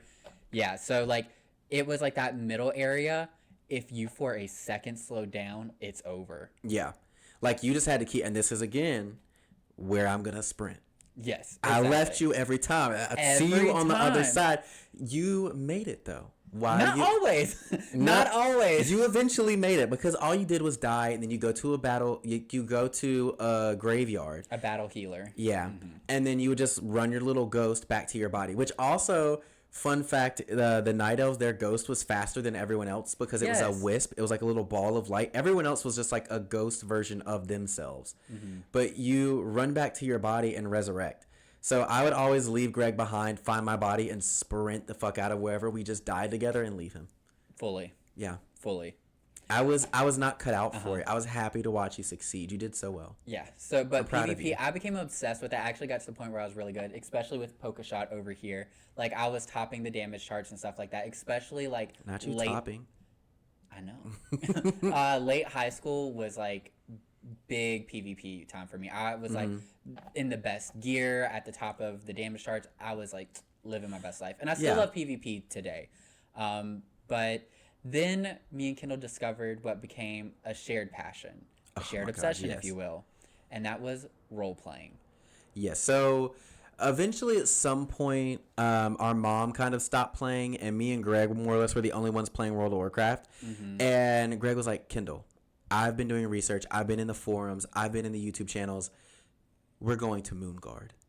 Okay, no. First off, our friend, one of our friends that we met, Gazy, he was like, hey, my friends are doing this thing called roleplay on this server, and we roleplayed on Gilneas for the first time, and we're like, this is so much fun. And roleplaying is basically like, I don't know.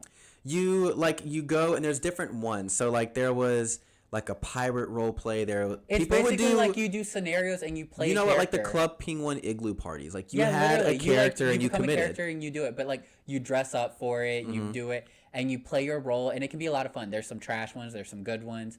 We used to do them so much to the point that like we knew like the top 10 like go-to role plays, and we had our opinions, and we're like, ew, they're doing that one, we're not going. Exactly.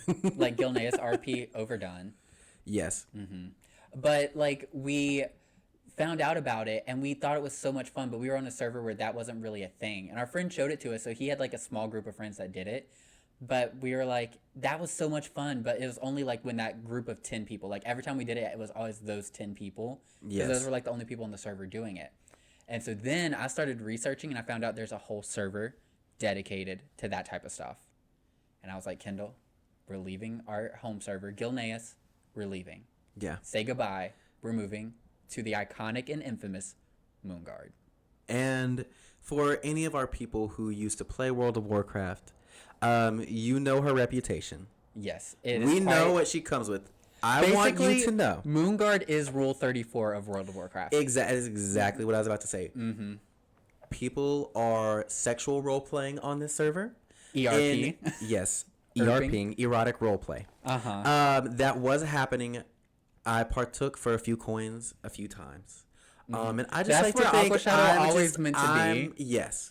Aqua Shadow has not made it to that server. Aqua Shadow, she's still on Gilneas. She was we were role playing with her. I want you guys to know, one summer they released like these certain dresses that I thought were so pretty, and I used to take my character and make her slow motion walk, listen to Jordan Sparks One Step at a Time, and just walk around Stormwind, make my own music videos in my head. There was no recording.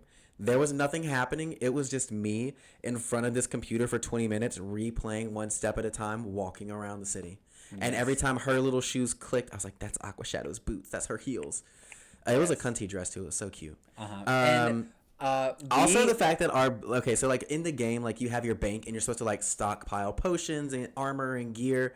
Me and Greg were not on a roleplay server, just dresses and outfits. Dresses and bouquets that you could hold in your hand, lanterns, torches at night, and lanterns. Yes. Yep, like a wedding dress in case we ever got married, because people got married in this game. I went to one wedding and it was one of the most amazing things in my life. I'm not gonna lie. Yeah, no, we did it. Yeah, I think I went to a wedding. We both did. Because you're like, Kendall, someone's getting married. Log on right now. I was like, I'm on my way. We crashed our wedding. We weren't invited. We put on the outfits we've been waiting to wear and went to the wedding. We had special dresses we were saving for the wedding, and we went. And it was gorgeous. It was a beautiful ceremony. Congrats to the gnome and male night elf that married. Yes, exactly. In the Stormwind Cathedral, beautiful location. A tiny little woman gnome and a big ass male night elf, because they're like 6'5" in the game, and the gnomes are like 3'5". It was an interesting. Shout out to them. I hope they're happy. But we were meant for roleplay servers all along. Yeah. Like, could you imagine if we had started there? I can't even. I wouldn't have even leveled. I fully would never have made it past like level 10. Oh, fully. Actually, I would have, just because there were certain dresses that you could wear when you got higher level. I was like, but the outfits. I would have done it for the dresses. Mm-hmm. Say yes to the dress. Like Kendall said, there was definitely some ERPing, but I would like to say it is a very concentrated area where that is. It is one inn. Yes. Called Pornshire, aka Goldshire. Yes. And I would like to say one location does not make the server. You know? No, it does not. But you can go there and have fun. You can go. And maybe we'll have to explain this in another video where we don't care if we get like taken down. What are you about to confess, Kendall? I wanted to explain how the ERP worked. I wanted to get into the mechanics because I want you guys to understand the creativity that went into this. It is an art form. I don't think everyone has to appreciate it. Again, art is subjective. We'll get into it another day. We will have to get into it another day. We will get into it another day, but if you want to figure it out for yourself and you don't want to wait, I will say it is still there as of today. It has not gone anywhere. You go on Moonguard and you can go to Pornshire yourself. Moonguard US. So, but anyway. So we got into the roleplay server, and that's where we really thrived. That's where, like, I think we were kind of starting to hit a low with our interest in World of Warcraft. Yeah, because the leveling gets old a little bit. Yeah, and by this time, friends had stopped playing. Exactly. And we, like, the guilds, like, had, like, broken apart. Even Mom wasn't playing a lot in this time period. Yeah, this was probably Mist of Pandaria era. Like, yeah, Cataclysm was the peak of World of Warcraft. All right, I got a pee, so you get that pause. Mm-hmm. Okay, so roleplay servers is really where we came to our fruition. We'd hit a down period with WoW, and roleplay really ignited that, like, feeling all the way back from when we first started playing. Like, it gave us a new aspect of the game we'd never explored. Yeah, and exactly. Then we went into what became, I think, the peak of you and me playing World of Warcraft. Oh, yeah. And before we get away from RPs, I would love for it's still RPs, but go ahead. To do a top 3 role plays, or do you think that'll come? Oh, yes. We can definitely do that. Because I still have some of them memorized. All right. Okay. Wait, first give me your most hated, then we'll hit our top 3. Most hated, it definitely ended up being the Gilneas one. So that was Gilneas one. RP. This came out with the werewolf people. Essentially, there was, like, you played like the town when the werewolf plague was breaking out. And there was, like, a royal family and a shop seller and peasants. Like, you had because all types if you roles, traveled like there, people. It was a completely deserted castle or manor, basically. Yeah. And so people would go there and play in the empty manor. Yeah, there were, like, these strategically, like, placed role plays. Like, everyone would, like, summon you there, like, use spells or whatever to, like, put your character in the spot. Or you could travel there yourself. But that one was more or less, like, there was always some girl that was like, oh, I can't believe that there's, like, a breakout. And essentially, it was so stupid because you would have people that were, like, the mayor or the governor. Yeah. And they were the most important people on the map. So, like, you're just like, come buy your bread. If you were, like, a salesperson or, like, if you were a knight, you were like, hey, stop stealing that bread because you could be a thief as well. Like, I think the problem was it never had, like, okay, the good thing about a lot of the role plays is it kind of has, like, a set narrative to kind of follow. Yeah. But that narrative never...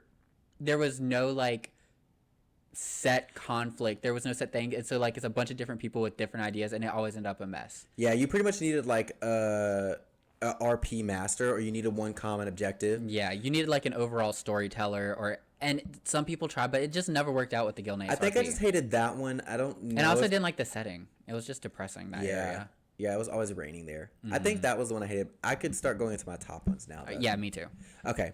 Number 3 for me was the travel role play. Like, you were pretty much on the Oregon Trail. Too. Yes, it's so cute. And then sometimes they would be like, people died off and stuff. And it's just like literally people on mounts walking, traveling. And when it was night, everyone pulls out torches and lanterns.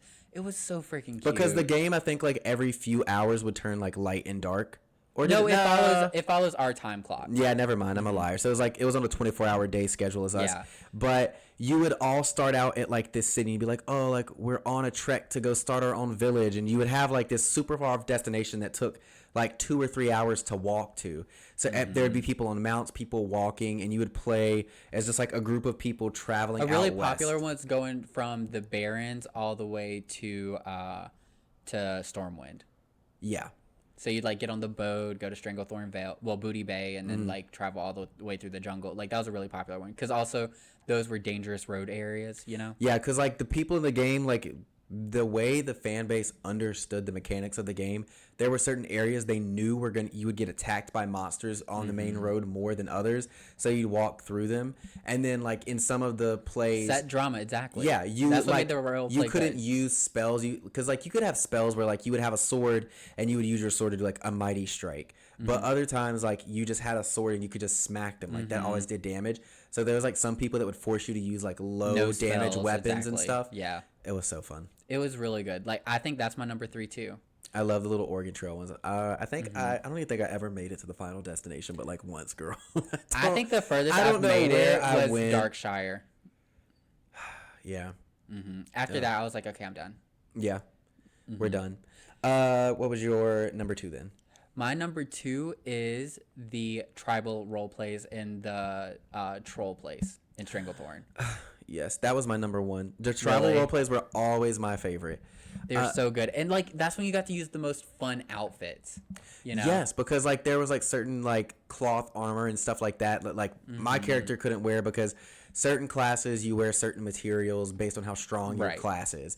So like I never had one that had like the cloth, so I didn't really get the pretty dresses or like the loin cloths or like the fun tribal gear.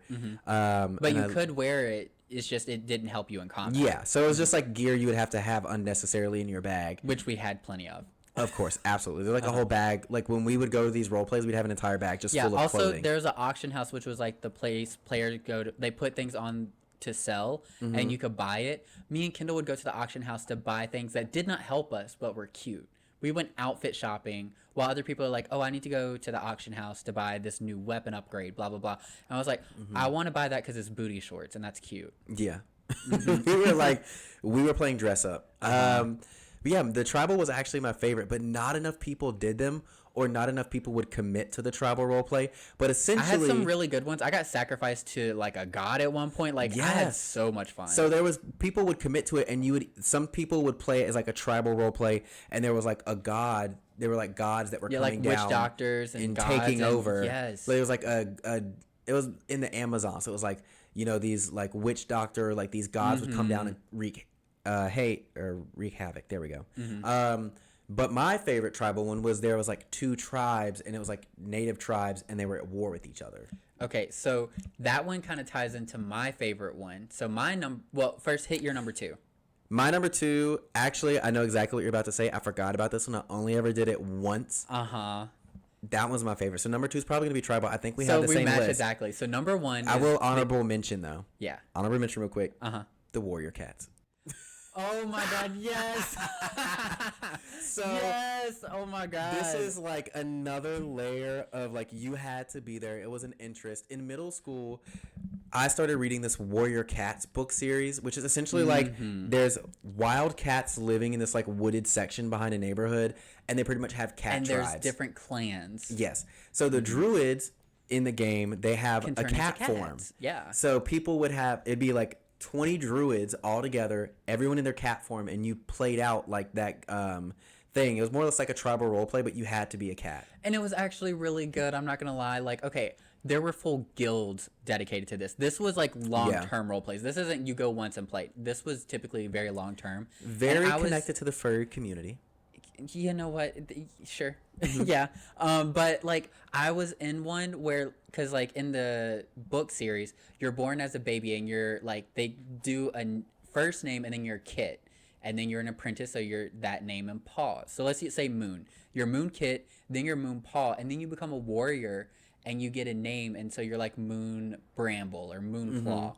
Something like that. And like, so you get your names, and then once you're a warrior, you then get to start training apprentices. And I was in a guild one time. I wasn't as committed as I thought I was going to be originally, but I was like born as a kid, and I went to a paw, and then I became like a warrior, and then like the leader is like if that one person, the moon person became a warrior, they'd be like Moon Star. Yeah. And they lead the entire clan. Then you fight other clans. So like Yeah. it's really in depth, and they committed to it. And when me and Kendall figured it out, we were obsessed with this warrior book series. Like I've never been so glued to a book in my entire life than I was to that series. And we found out there's people in World of Warcraft, our other obsession, who are committed to this book series and have dedicated like Yeah, when you find your community of like mutual obsessors, we love it. it's insane. And you know, It's so maybe good. that should be our fans, our mutual obsessors, or is that just weird? I don't know. I don't know. Workshop it. We'll workshop it. Our But mob, yeah, our so mutual obsessors. I would love to give that an honorable mention as well. But number one, as we've both hinted at, Yes. is the kingdom role plays. And that's where you get a kingdom, and they set 2 rulers, and then they pick their knights and their peasants. You go to 2 separate sides, and you war, you fight, you take each other out. There's Literally intrigue. just like Game of Thrones. Literally. At this thing, yeah. And it's usually like 2 castles that are literally in viewing distance of each other, which is not relevant. Yes. But like it was so good. It was the most well thought out. There was a overall narrative. Like at the end, one kingdom was gonna win. It usually ended with like one of the rulers dueling another ruler or something like that. Like it was just so good. I started a Romeo and Juliet romance the one time I got to play it. The Kingdom roleplay was my favorite, but people, I think I was mixing up the tribal. But the Kingdom roleplay happened every once in a while, but it was my best. And the one time I did it, I accidentally ended up becoming a Romeo and Juliet romance. Like my girl found a man and he was fully like a thing. And then it turns out he was like a knight from the other side, but I healed him and brought him in. It was, I've done it. Loved I it. think I remember twice that I did it. Both times I ended up in jail for almost the entire roleplay. The first time I thought I was a spy. I don't know why I thought I could spy as a hunter. I couldn't, so I was arrested. And the second time I started as like in the jail, and I was supposed to be like Noble from the other one, but I was held prisoner. They like made Noble start off in the other prison. They never fucking saved me. I spent the whole time in the prison. So both times I was in the prison, but honestly I had so much fun. Not even a complaint. yeah, you like know? those were like there were certain people that were just good at running those role plays. Exactly. And eventually those people kind of turned into us because now we can get into Now this is the real number one role play. Yes. Because we're talking about sharing mutual obsessions. One day, me and Kendall, we are in our RP bag. We have our RP besties. I thought you said RP fag. I'm like, No. okay. We I mean, were, same, but like different. RP bag. All We were right, in our with RP a bag. hard We P. were role playing each day. We had our RP friends. We were living our best life. And then one day somebody says, "Hey, come do a competition role play." And we're I like, still have hatred in my heart for this man. "What is that?" And they're like, "It's like a competition thing." Nobody knew this, but me and Kendall had recently started our Big Brother obsession. Yeah, like we Offspring. randomly found Big Brother again 2 years before Cody. So we were already obsessed with this me take a reality breath while I think competition about shows. him. And then they were like, we do challenges. Mm-hmm. And then you vote each other out. And then in the end, the person who wins can win like gear, money, pets, and everything. And me and Kendall were like, shut the fuck up. You're joking. We are there, like, literally, I think we spent, like, an entire Saturday doing this one time. Like, it happened just once. Like, with just the one time. But, yeah, like, I forgot we fully had, like, role play friends. Like, we really got deep into it. They invited us to it. And we became obsessed. But we were committed. One thing I'm going to do is I'm going to Because commit to the then- role. I'm an actor. You guys remember, if you've been listening along, you know that we took our obsession of Big Brother and stuff like that into things like Sims, made our own competitions. And then we were like, we did a couple of competition role plays. We may have won 1 or 2. I don't even know. But Yeah, me and every Greg- weekend we wanted to do this. Yes. That's what we wanted. Like, essentially, every weekend, me and Greg were playing, and then we would do it, and me and him would, like, be critiquing the way they did it. Like, I would do it this way, or I would do this. And then we're like, well, why don't we?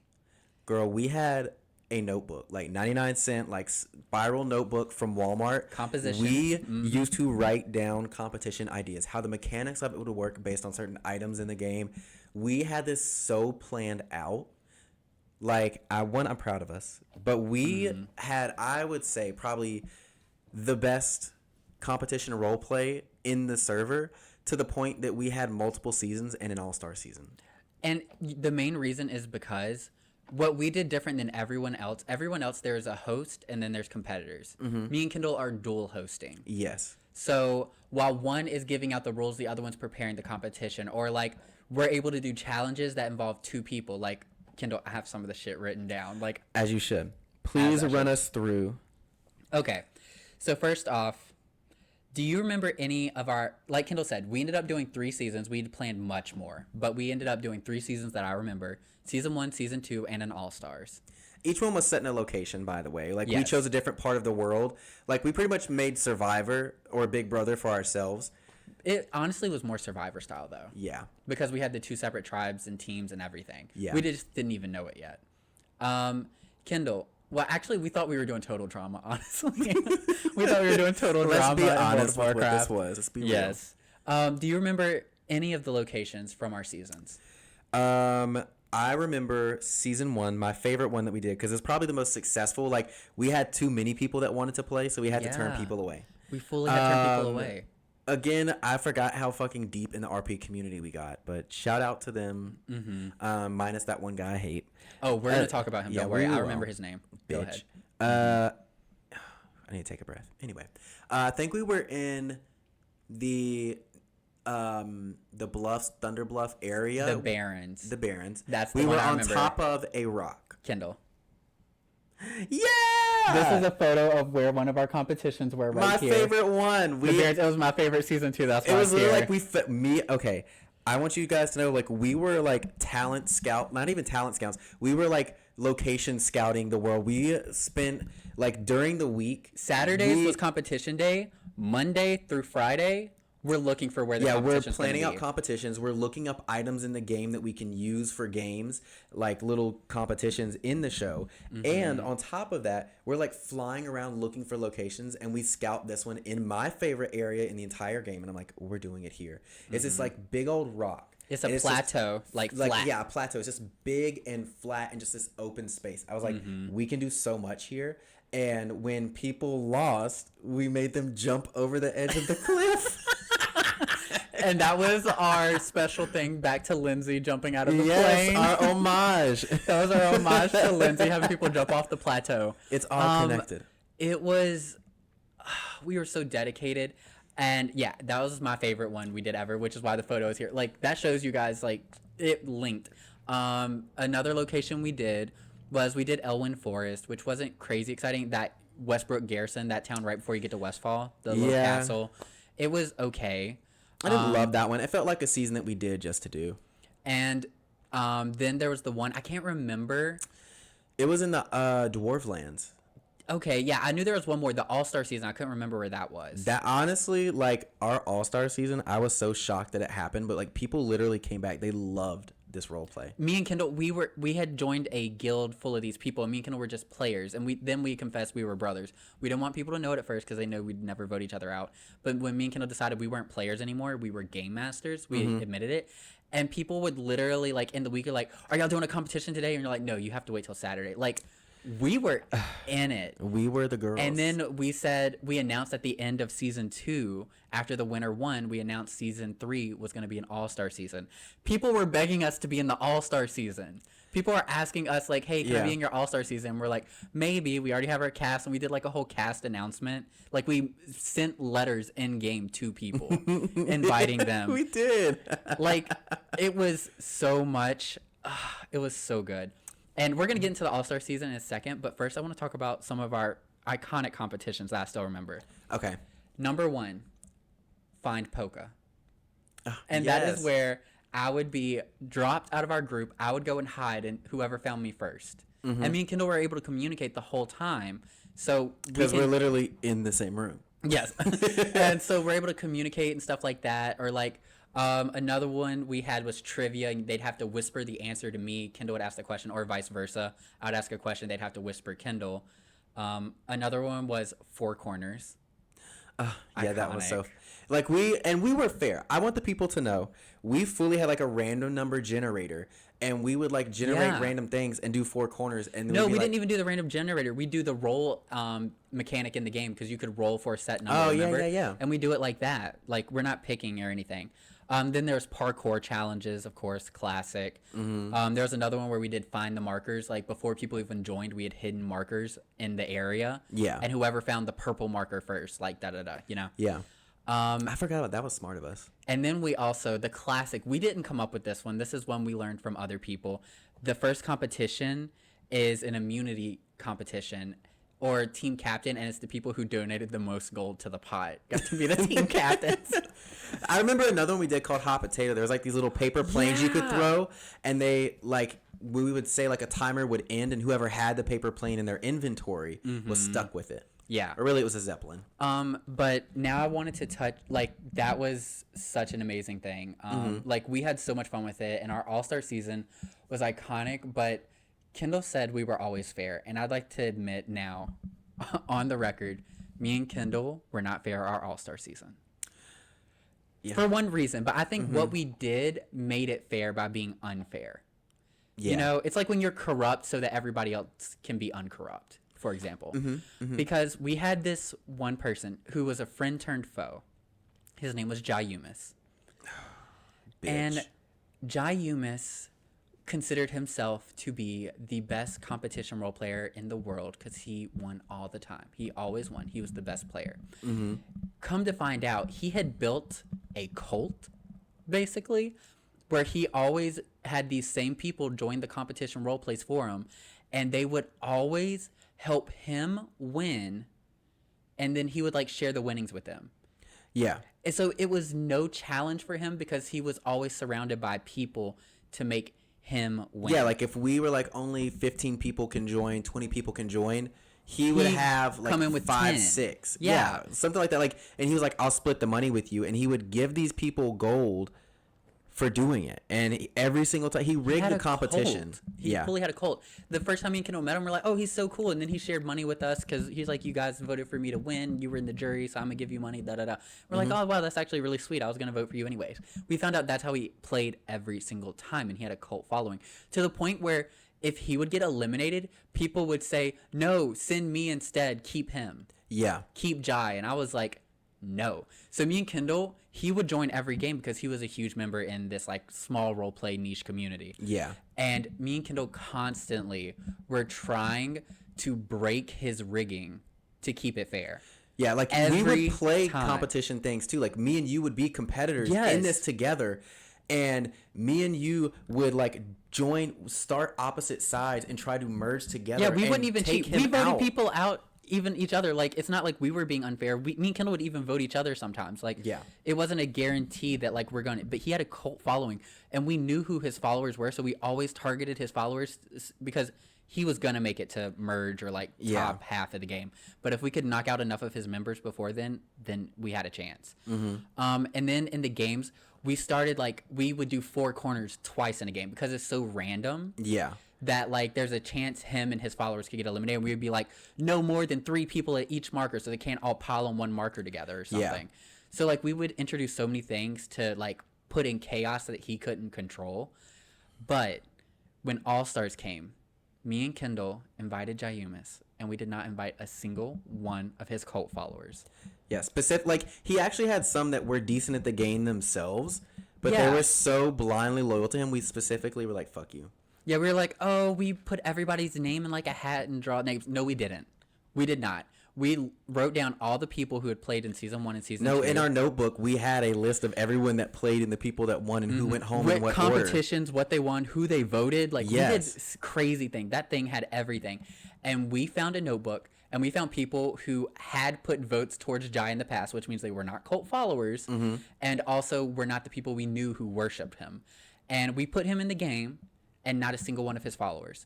And to be fair, you could say that was rigging, and to an extent it was, but I think it was more like producing. We crowd controlled what should have been crowd controlled. Fully, this guy started messaging us. He's like, hey, can't you invite this person and this person? Like, I'll pay gold for you to put them in too, and da-da-da. And we're like, no, sorry, we're really keeping it to this cast. Like, fully, we're like, absolutely not. We made a game where he didn't have a single follower, and we're like, if you make it to the end, you're the all-star. Yeah. So you're not going to win our all-star season by rigging the competition. Hell no, and he did not win. He did not win without his cult. Yeah. Imagine that. Yeah. Me and Kendall despised this man. Jayumis, if you're still out there, I do still hold a grudge. I'm sorry. I don't like it was a male night elf druid. Fuck him.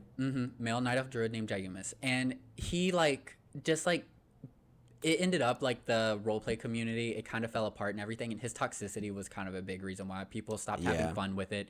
He always won his group, and they're always screaming unfair when he didn't win. Like literally, even if they're in the final two, they're screaming the game's rigged and unfair because Jai Umis got knocked out at third or fourth. And then like I tried to understand his psyche one time, and I think like I don't know if we were just talking to him, but there was one time where I was a contestant in a show, and I ended up like getting voted out, and there was like this really big thing. Someone really tried to put a production together, make a YouTube video out of it. I have that written about too. That's literally where I was going to jump to next, and he's in this. So we got into this competition because Vuja was her name, and she was the best. She was like so neutral. She was so nice, and she was hosting a competition. And I think outside of us, she was the other like sought out. Like when she did a competition, people asked to join. She was the other number one, and when she hosted, that was the only time me and Kendall would join because other people we were like, we don't trust it. We became snobs in the community, I guess you could say. But if she hosted it, we're like, we trust it. Our role really was game makers. We were such fair hosts. I talked to her. I was like, look, I host, you host. I'm gonna let you know that like I'd love to join your game, but if Jai's coming, I don't want to come. He has like a cult following. And she created this whole thing where everybody made a new character at level 10. You got to level 10, and then you played as this new character, but you didn't tell anyone who you were. Like, you had to keep that a secret. And so everybody's a brand new character. You don't know who anybody is. Of course, Jai Umis did it. And, like, literally moments of me being in, because we all joined our own guild. And he started whispering me, hey, who are you? I just want to know who you are because I love my friends and stuff like that. I'm Jai. And stuff like that. And I was like, I'm not telling you who I am. Like, fully. And so, like, we were in this thing. It was a whole YouTube series. It's still on YouTube somewhere. I tried looking for it today. I could not find it. I could not find it. I know I've watched it once in, like, college. I mean, you, like, laughed over it and stuff like that because you could see each of our characters. Yeah. But we, like, joined this thing, and me and Kendall found out who one of his friends were. I became a team captain. I picked 2 of his friends and then picked the rest of his team, and the person started crying, and I whispered them, and I was like, I know you just want to get to Jai, and I'm gonna make sure you don't. Yeah, and then I got stuck on a team with Jai. Yeah. And he found out that Kendall was my brother, and like I was threatening his friend, so he threatened Kendall, and yeah, that's how this happened. Yeah, he pretty much found out who I was, and it was a whole situation. Actually, he found out who I was because we were on different characters. Like, I was on my main character I played on the server, and he whispered me as someone else and was like, oh, I just hate Jai, don't you? I was like, yes, I do. He rigs everything. Yes. And like, he fully outside, like, so this competition girl, she's like, hey, you're only playing on this one character, and we're gonna play it these set times. He went out of his way outside of this competition. Competition is not happening. No one's supposed to be talking about it. He whispers me, gets me to like open up and give all this information to him, and then he's like, they're like, oh, I hate Jai, don't you? Yeah, we should make sure Jai gets taken out. I know who Jai's character is. It's this person. Who's your character? And Kendall's like, oh, I'm this one, and then my brother, because they already knew we were brothers, and my brother's this one. He's like, okay, great. And he's like, I know exactly who you and your brother are and stuff like that when the competition started. So like literally he went out of his way to like manipulate people. Again, hate him. But he also decided he hated us because this was after our All-Star season when he found out we wouldn't let any of his cult members in, and he lost. Yeah. Because like I think at some point he's like, I'm going to be the best player there ever is. So then I got evicted off of this island before we ever had a merger, and I fully just was like, I hope all of you know this entire game is rigged. Like, Jai's just going to use him and all of his friends to get to the end. Like, everyone in this game is his friend. The people that aren't on his side or these are his friends. They're gonna get you out, and then I think he ended up winning the series because all of his friends sacrificed themselves, and it was lame. Fully, and it's exactly what happened. YouTube series. I played for like a while longer, and I made it to like merge, and like it's exactly what was happening. Like, Kendall had thrown a fire and spark, and Kendall felt really bad afterwards because he made a lot of trouble for Vuja. And she was like, I'm trying to make it as fair as possible, da da da. And Kendall's like, it's not your fault, it's Jai's. And by the way, Jai is this one. And she's like, we're not supposed to reveal our identities, da da da da. No, fuck and him. then I made it to the end, and then I was like, and my brother was right, da da da. And after that, honestly, the community did die. Yeah. Like, that YouTube series, like, that Vuja made, that really did finish killing I just didn't even want to do it anymore because he just made it like he was in every single one. Anytime somebody did a reality competition role play in WoW, he was there. And I was just like, I don't know. He literally ruined it, and he killed the community. I mean, Kendall definitely lit the fuse, but Jai was the bomb already. Yeah. I was gonna burn down what he thought he had. Exactly. And it really did kill the community. I still tried doing I something. forgot how much drama that was. Forgot how deep we got into niche that. community. We like rose to the top. We were like icons and then burned the shit down. Yeah. But honestly, a lot of our people that we enjoyed playing with were stopped playing because of him. And then you guys are thinking like, okay, just don't play with him. He would make new characters that nobody knew, act completely different, get in the game, and then like play it, have his cult again, and they'd be like, by the way, I'm Jai. So basically, this is another win for Jai. Because in our guild, you would have like tallies for how many competitions you won, or like like winner of blank and winner of blank. So like he would create these side characters and like for weeks act like a different person, and then be like, by the way, this is Jai. At the end, it was literally so toxic. I hated it. Yeah. So Jai, if you're out there, I do still hold hostility. Yeah. Like, don't even listen to this episode. I hope that if you found us, you know that we still hate you, and I do not want your listen. And there's a reason you didn't win All Stars, because you're not the best. Yeah. We outsmarted you, bitch. I mean, honestly, me and Kendall went tonight with the biggest smiles on our faces that night. Oh, yeah. We were so, like, We're like, nothing we beat could kill Jai. the high. It was such, and, like, honestly, we had such fun people that played, and, like, Some incredible people, and they all honestly, stopped like, because of him. Yeah. Like, it's, I guess, like, for us, when we were just, like, playing with Sims and we were making the drama and hyping ourselves up, like, then we had real people playing our games, and, like, people loved it, and they were so drawn to, like, what we were drawn to. It was just fun. It was such a niche little time. We were most definitely obsessed. Yes. Most definitely. And honestly, I think that kind of rounds out the end of the obsession, because around that time, once you were kind of done with that, you kind of, like, fell off, and then I fell off for a bit, too, and I, like, touched base kind of after college. Yeah. But I guess my last slide, Kendall, now is after talking about all this amazing I hope stuff. it's what I'm thinking. Why did you quit? You literally asked what? It's a crying Nido. Why did you quit? I quit because, okay, I've been playing this game for 7 or 8 years. We had so much fun. Like, we did it where it was something new and fun for us, and it was like us playing video games, like PlayStation 2 video games again. Yeah. And we had that fun with it.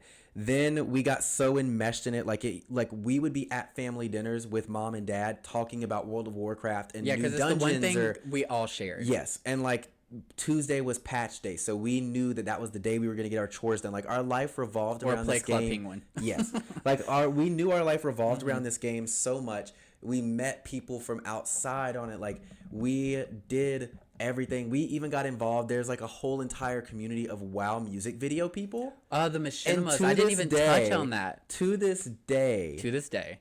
I still know some of the songs. They would like remix and do. You like, touch my ta-la-la, my ding-ding-dong. Ooh, First of May. Yeah, and like people made music videos to that. Forever a Nub. Yeah. So many good ones. Hard Like Heroic. Yeah. By, what was his name? Nim? Yeah. The like Nim. Blood Elf Warlock? Yeah. He was a horde guy. He used to make music videos. Like, we used to like know music video references that fan edits made. And like, we were fully enmeshed in this. Like, it was like our life for so long.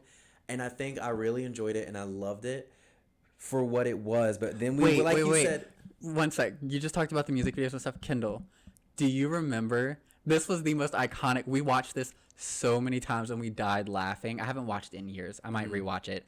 But the machinima of Brittany among the Blood Elves. Oh my God, yes.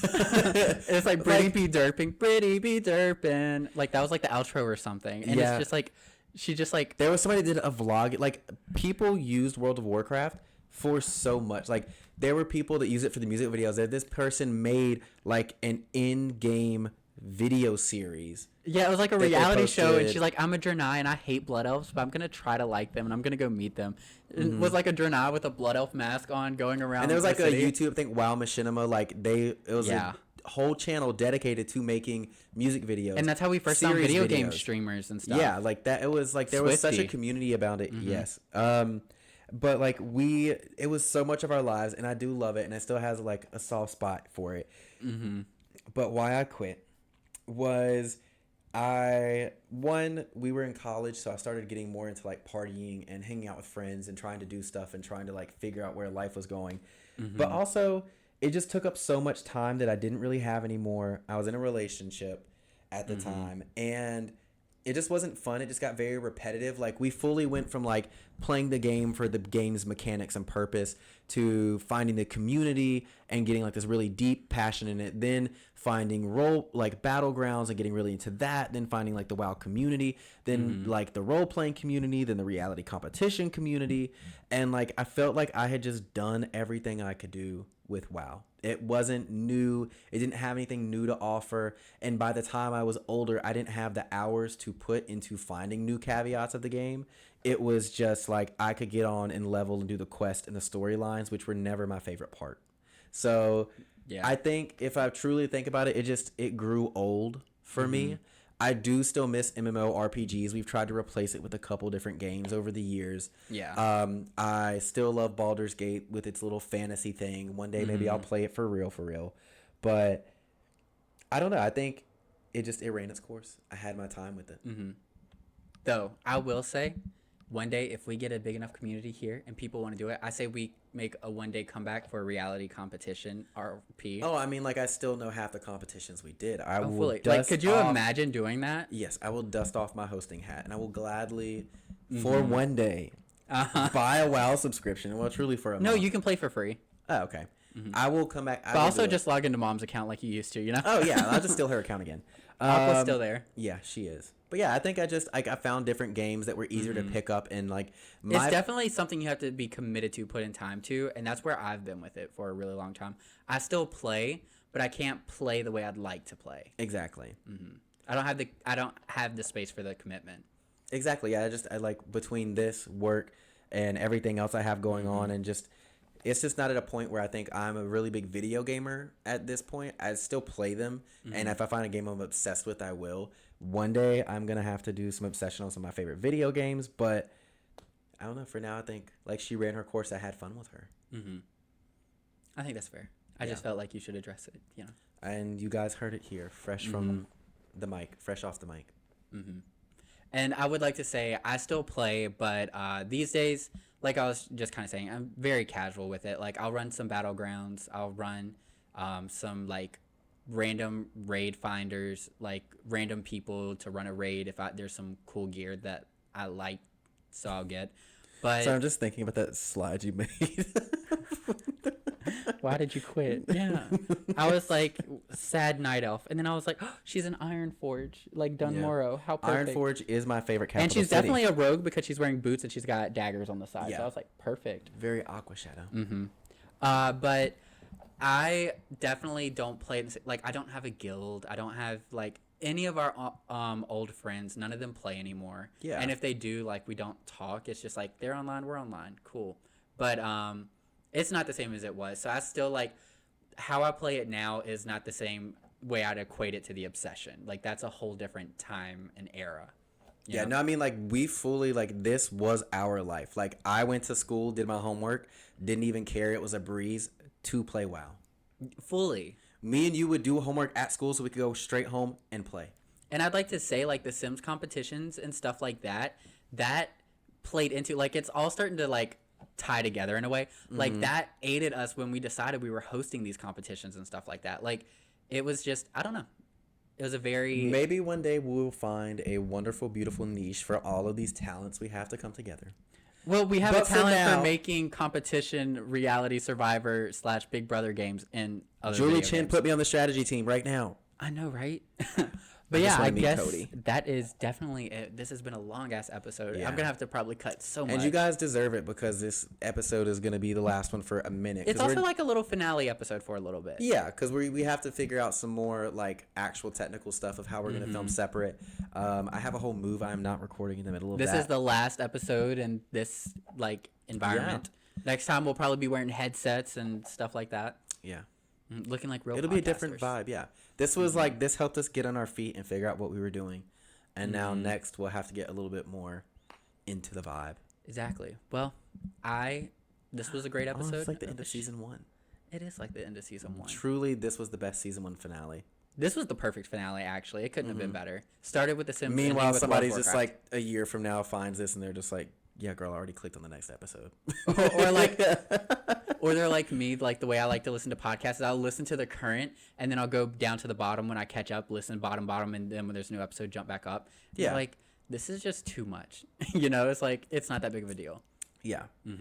Just to timestamp us, for all the people listening, the big major things going on, Bridgerton season 3 I am obsessed. Oh my God, Kendall, literally, I don't know how to explain it to you. Like, no spoilers at all. And I don't think you should because... But I'm telling you, this season, the other seasons were prequels to this season. Okay. It is so good.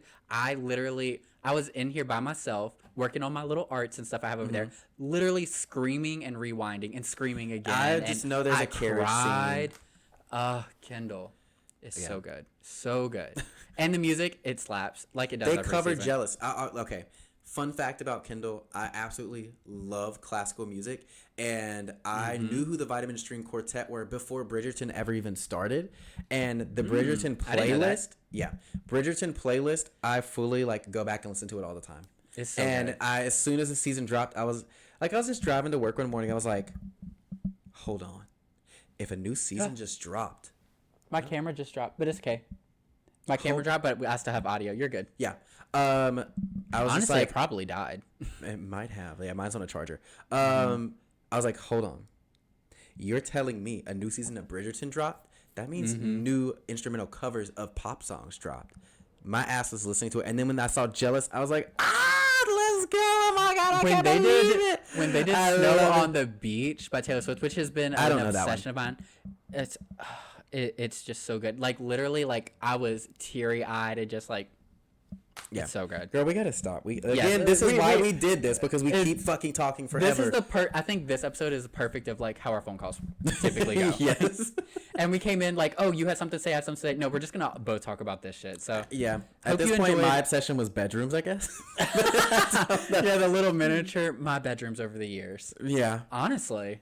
Because even that was long. Yeah. All right, well, we need to stop. Yeah. All right. Talk to you later. Bye.